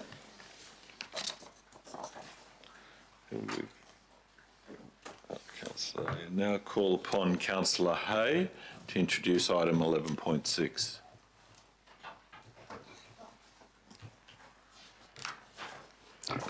Thank you, Chair. I'd like to introduce the additional late item 11.6, Greater Flagstone Priority Development Area Proposed Boundary Change. I take the report as read. I'll read the motion, and then I would like to make some comments. The motion is that, 1, council endorse a proposed amendment to extend the boundary of the Greater Flagstone Priority Development Area into the Scenic Rim local government area, and 2, council request the Chief Executive Officer or delegate advise Economic Development Queensland of council's feedback to the proposed Greater Flagstone Priority Development Area expansion as contained within this report. Thank you. Seconder to the motion. Councillor Moriarty. Councillor Hay. Thank you, Chair. This item has come about as a result of representations from Economic Development Queensland, or EDQ, which were presented to councillors recently at a strategy workshop. The strategy workshop was held on the 3rd of June 2026 to discuss a proposed amendment to extend the boundary of the Greater Flagstone Priority Development Area into Undulla in the Scenic Rim. The Priority Development Area is currently contained entirely within the Logan City Council area. And there are some maps that are attached to the agenda. I'm not sure if anyone wants to see those or not. This would result in an amendment to the Greater Flagstone Priority Development Area Development Scheme under the Economic Development Act 2012, which requires EDQ to consult with council and any other entity likely to be affected by the boundary change. So what does this boundary change mean for the Scenic Rim? Our council boundary does not change. It makes no difference to our actual Scenic Rim boundary. The change should stimulate economic growth and employment opportunities within the Scenic Rim. EDQ has indicated that including the additional land would provide an opportunity to facilitate the delivery of services consistent with the intent of the priority development area as it exists at present and complementary to existing and planned development that EDQ would be responsible for the development assessment and approval within the expanded area with opportunity for comment by referral to councillor. So effectively, Scenic Rim Regional Council won't be doing the assessment or approval for anything in this particular portion, which is shown on the screen there as the area in red. So that portion is within Scenic Rim. The remainder of the yellow boundary there is all Logan Council, yes? Yes, yep, okay. So it's just a small extension basically over the boundary between Logan Council and the Scenic Rim Regional Council. The future use of the additional land in this priority development area is proposed as a component of the Flinders Lakes Health and Knowledge Precinct, incorporating a tertiary education institution, university-related research and development, education support including accommodation, and an enterprise precinct. The precinct is intended to support employment opportunities, encourage walkability and active transport, and integrate a mix of housing options. Importantly, the following feedback was discussed at the meeting with representatives of EDQ on the 3rd of June 2026. I'll just go through just some of the major ones. These included that EDQ was to ensure that infrastructure is provided a suitable standard to meet the requirements of the Scenic Rim Regional Council upon handover to council. There's to be further information provided by EDQ as to the status of the future passenger rail connection to Flagstone.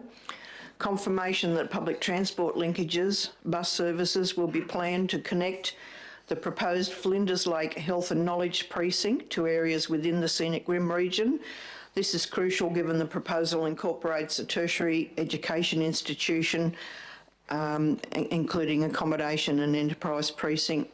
The state government is to ensure the provision of the proposed Flinders Lake Health and Knowledge Precinct does not deprioritise future investment in the Beaudesert Hospital, and EDQ is to undertake long-term strategic planning for the road network capacity outside the priority development area boundary, including the consideration of impacts of increased traffic on State Route 90, travelling through Canungra to the Gold Coast, and impacts on Mount Lindesay Highway. One final point was that during the master planning and development changes and offset plan review for the Greater Flagstone Priority Development Area and proposed expansion area.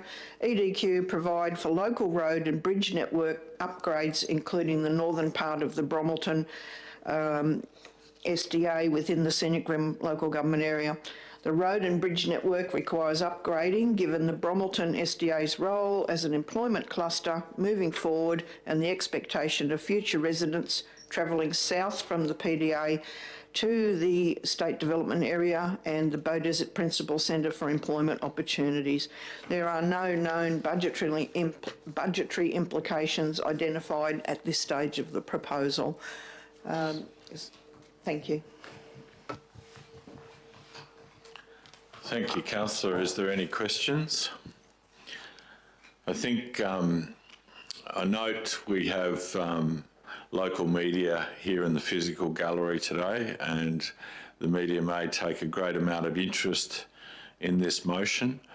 I think it points directly to whatever has been on everyone's lips in the region in the last little while, is about the growth that is coming to the Scenic Rim. This is exceptionally positive growth around education, jobs and accommodation, particularly around destination accommodation and also leading into 2032. But to sort of heal everyone's excitement, I guess, to some degree, would the planners like to talk, if they can, about timelines and the impacts on the region? Timelines in terms of the timing of the PDA, yes. Through the chair, councillors, this is a part of the process that Economic Development Queensland go through in undertaking a minor boundary change for a PDA. So there's a set process under their relevant legislation. The step that we're at is consulting with the relevant local government, which is us at Scenic Rim. And effectively the officers at EDQ have asked for council's endorsement of this minor boundary realignment. From there, subject to your consideration today, if council was supportive, then correspondence would go back to EDQ as per the recommendation in this report, and EDQ would then continue on with their process, which is a timeline of their own. We are working to a 30th of June timeframe to have some information back to them, but we would need to be seeking some confirmation from them as to what the process is from here and the timeframe that they're working to for that alignment. And we can certainly come back and request that as part of the correspondence to EDQ to confirm what happens next. That'd be good. Yep, certainly. Any other questions?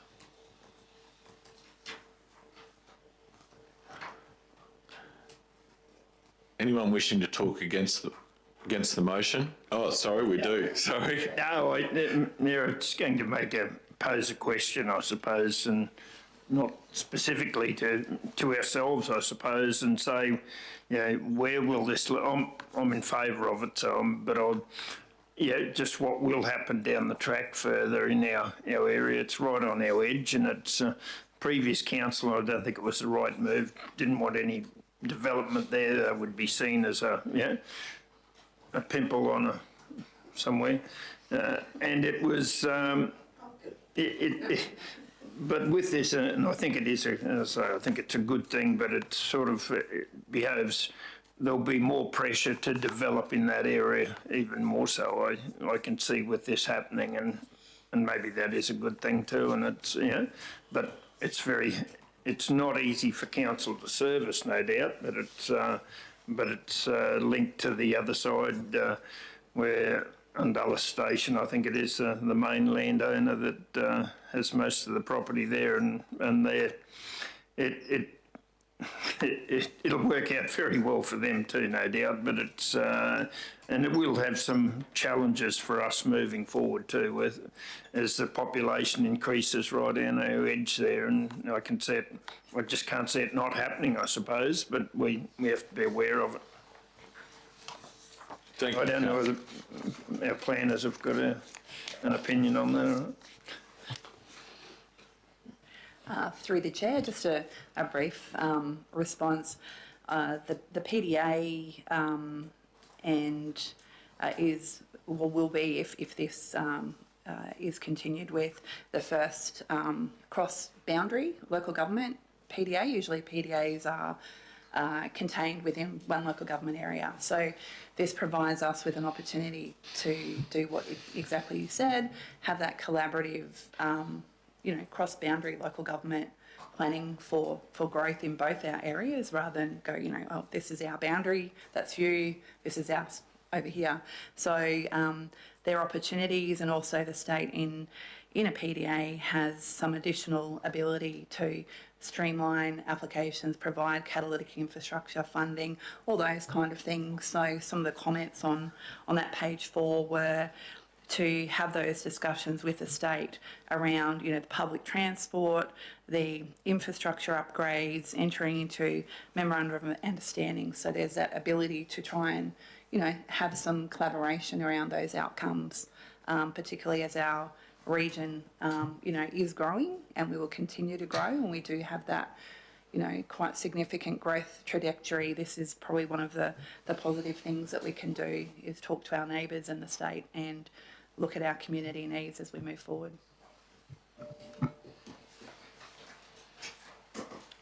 Councillor Cryer. Thank you, Chair. Through the Chair, we were fortunate enough to visit the site, which is very expansive. And do we note that this is a project that's going to take 30 years plus? Through the Chair, I don't have the specific details as the time frame, but I understand it is quite a significant and quite a large project. So I imagine it would take a number of stages, a number of years to come to its ultimate outcome. But that would be part of the master planning that EDQ would do as part of PDA. It's subject to what's called a development scheme, which is a document that is, EDQ is a custodian of, that provides for the full strategic planning for that area, coupled with an associated infrastructure strategy. So all that together would lead it to being a longer term project, obviously with different components being delivered in accordance with any approval or plans that are developed. Councillor Cryer, possibly to put that into context, if my memory serves me correctly, and for the viewing public, is to remember that Flinders Lakes is I believe the largest residential development in the state, with some over 50,000 homes now to be built, but that is all in Logan, and they will be there for best part of 30 years. The component that is within our LGA and then part of within the Bromelton SDA is, I believe, from what I understanding, is to be addressed well before 2032. So much nearer term development is on the cards. And to add to Councillor McInnes's comments or observations earlier with his question, it's interesting to note the Bromelton SDA, being the largest SDA in Queensland, it is very difficult to get those things off the ground, and that has been proven here in our region, and particularly if you take it approach as one development. Things need to be done in stages, and adding to what Councillor McInnes says, if with this stage going ahead, that equally assists the activation of Bromelton and bringing that necessary infrastructure to a different area within Bromelton. Councillor Moriarty.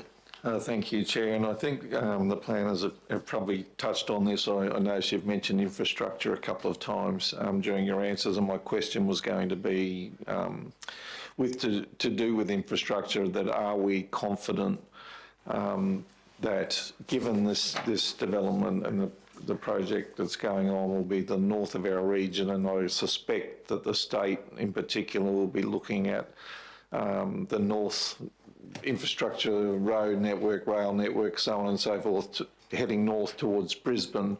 But quite clearly, on the evidence that we're seeing at the moment, a number of these people moving into Flagstone and places like Yarrabilba and the southern parts of Logan are travelling to the Gold Coast. And as I mentioned earlier, they're going to go straight down State Route 90 through the main street of Canungra. So it's exciting for our region. It's all of those things. I agree to have this type of precinct as part of the Scenic Rim. It is with some trepidation that I support it, with the future impacts potentially for our transport network within the Scenic Rim, and particularly Division 3, 3 and 4, I would suggest. And I guess my request is that throughout this process, yes, we're supportive, but we would really appreciate or expect that there would be significant investment in the infrastructure to accommodate the growth and the development. Thank you. Thank you. With no further questions, is there anyone wishing to talk against the motion? No. Councillor Hay? Thank you, Chair. Just in closing, I'd like to say that we don't often get the opportunity to have a project such as this where our council isn't doing all the heavy lifting, such as Bromelton. So it's good to see that with this one, with the small boundary realignment for the priority development area, most of those problem areas are going to be taken over by elsewhere, not just our council. We don't know yet what the impact on our rate income will be, because we don't really know what the composition of what they're planning to build is in totality, but I'm sure there's going to be some financial benefit to council. And overwhelmingly I support this, because it's not something that we do in isolation. As we do around Beaudesert at the moment, we approve a subdivision in the middle of nowhere and it's isolated. It's got a footpath along one side, no bus service, no train, no nothing, no shops. So in this instance, those things are going to be provided as part of the overall development. So it won't be something that we allow to happen on our land, but which become a burden to us in the long term. So I'm fully supportive of this project, of the boundary realignment project. Thank you. I put it to the members. Those in favour of the motion? Carried unanimously. I now call upon a member to take us into confidential. Councillor Moriarty. Thank you, Chair. Thank you, Chair. I'd like to move the motion that in accordance with Council's standing orders for council meetings policy and the provisions of section 254J3 of the Local Government Regulation 2012, Council close the meeting to public to discuss the confidential items as follows. 12.1 endorsement of planning assumptions and draft priority infrastructure area boundaries, water net serve plan part A, close section 254J3G. 12.2 Planning and Environment Court Appeal Update MCU 25/058 1 to 33 Tamborine Mountain Road, Tamborine, closed section 254J3E. 12.3 Progress on Planning and Environment Court Appeal number 162/26 Brooklyn Estate Proprietary versus Scenic Rim Regional Council, closed section 254J3E. 12.4 Commercial Lease Renewals 72 to 74 High Street, Boonah, closed section 254J3G, as discussions will be held about planning and legal matters and leasing council property. Thank you. Seconded to the motion. Before we do that, Mayor, could we just add an LTD after the proprietary in Brooklyn Estate?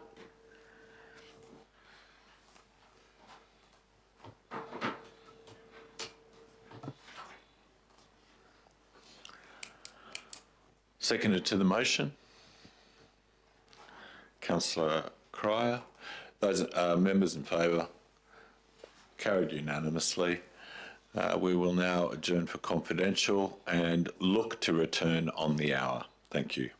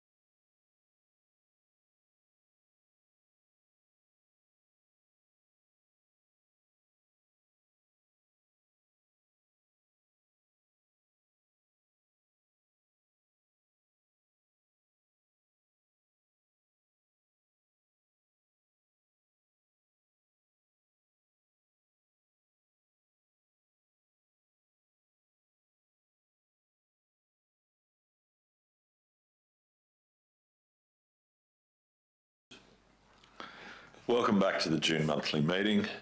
And could I have a member, please, move a motion to resume? Councillor Moriarty, sorry. Thank you, Chair. I move that Council resume an open session for the proposal of resolutions. Seconder. Councillor Hay. Those in favour? Unanimously carried. Call upon Councillor Moriarty to introduce item 12.1. Thank you, Chair. I'd like to introduce item 12.1, take the report as read. The endorsement of planning assumptions and draft priority infrastructure area boundaries, water net serve plan part A, closed section 254J3G. I'll introduce the motion as presented that Council endorse the draft priority infrastructure area boundaries prepared by Urban Utilities as depicted in attachment 1 for inclusion in the water net serve plan part A. 2, Council endorse the planning assumptions prepared by Urban Utilities for the purpose of the water net serve plan part A as outlined in attachment 1. Council note that the endorsed planning assumptions and draft priority infrastructure area boundaries will inform the preparation of the water net serve plan part A by Urban Utilities and do not commit Council to any capital expenditure or development approval outcome. And 4, Council authorise the Chief Executive Officer or delegate to continue liaison with Urban Utilities regarding implementation of the water net serve plan part A as it relates to the infrastructure servicing coordination within the Scenic Rim local government area. Thank you. A seconder to the motion. Councillor Cryer. Councillor Moriarty, did you wish to talk to your motion? No, thank you, Chair. Anyone wishing to talk against? That said, I put the motion. Those in favour? Carried unanimously. Call upon Councillor Cryer to introduce item 12.2. Thank you, Chair. I'd like to introduce item 12.2, Planning and Environment Court Appeal Update MCU 25/058-1 to 33 Tamarine Mountain Road, Tamarine, closed session 254J3E. I'll take the report as read. Oh, the motion. If you would. Yeah. That pursuant to section 257 of the Local Government Act 2009, Queensland, Council delegate to the Chief Executive Officer the power to resolve Council's interest in the appeal of Beaudesert Project Pty Limited ATF Beaudesert Project Unit Trust versus Scenic Rim Regional Council in the Planning and Environment Court, Appeal number 145 of 2026, 1 to 33 Tamarine Mountain Road, Tamarine, described as Lot 1 SP 268147, limited to agreeing to an extension of the currency period to 30th of March 2030. Thank you. A seconder to the motion, Councillor Moriarty.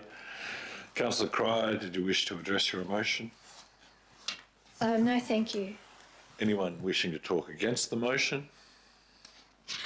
I put it to the members. Those in favour? Carried. Councillor Cryer, how are you voting? Those in favour? Oh, you're against? Sorry, those against? Motion carried. I'll call for a division. 1-3. Mayor 5 and 6, 4 against Council Division 2, absent.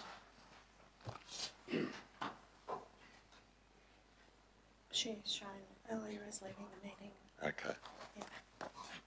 Very good. Thank you.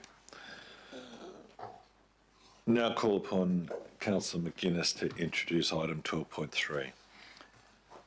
Thanks, Mayor. I'd like to introduce 12.3, Progress on Planning Environment Court Appeal number 162-26,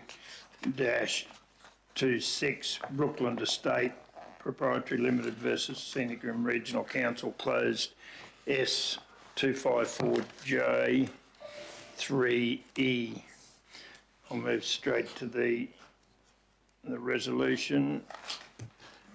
No, I move that pursuant to Section 257 of the Local Government Act 2009, Queensland Council delegate to the Chief Executive Officer the power to take all steps necessary to resolve Council's interest in the appeal of Brookland Estate Proprietary Limited versus Scenic Rim Regional Council in the Planning and Environment Court Appeal number 162 of 2026 on land described as Lot 902 SP 281109 with consideration to legal advice. I so move. Thank you. Seconded to the motion. Councillor Chalk, did you wish to address your motion? No, it's right, Mayor. Thank you. Anyone wishing to talk against the motion? I put it to the members. Those in favour? Those against? Carried.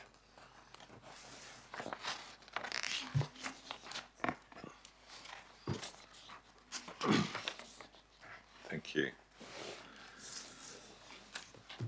Call upon Councillor Chalk to introduce item 12.4. Thank you, Mr Mayor. Yesterday I introduced report 12.4, which is commercial lease renewals, 72 to 74 High Street, Boonah, closed under section 254J3G.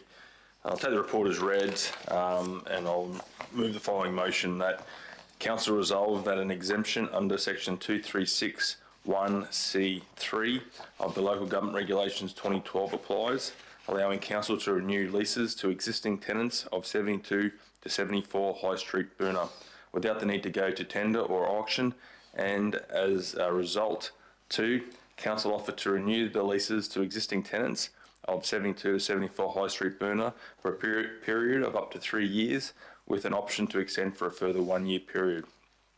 3, for any tenancies not renewed or spaces that become vacated, Council will offer leases for 72 74 High Street, Boonah by way of public tender. 4, Council resolve that an exemption under section 236(1)(a)(I) of the Local Government Regulations 2012 applies, allowing Council to offer leases for 72 to 74 High Street, Boonah by private treaty for spaces previously offered by tender that remain vacant. And 5, Council delegate authority to the Chief Executive Officer in accordance with section 2571 of the Local Government Act 2009 to execute and finalise the leasing documentation in documents in relation to the above on terms to the satisfaction of the Chief Executive Officer. Thank you. Seconded to the motion. Councillor Moriarty. Thank you. Councillor Chalk, did you wish to? Nothing to add, Mr Mayor. Thank you. Anyone wishing to vote against the motion? I put it to the members. Speak against the motion. I put it to no. Let's put it to the members. Motion carried unanimously. Thank you. And that now draws the meeting to a conclusion, and I'll formally close the meeting at 12:08 p.m. Thank you, everyone.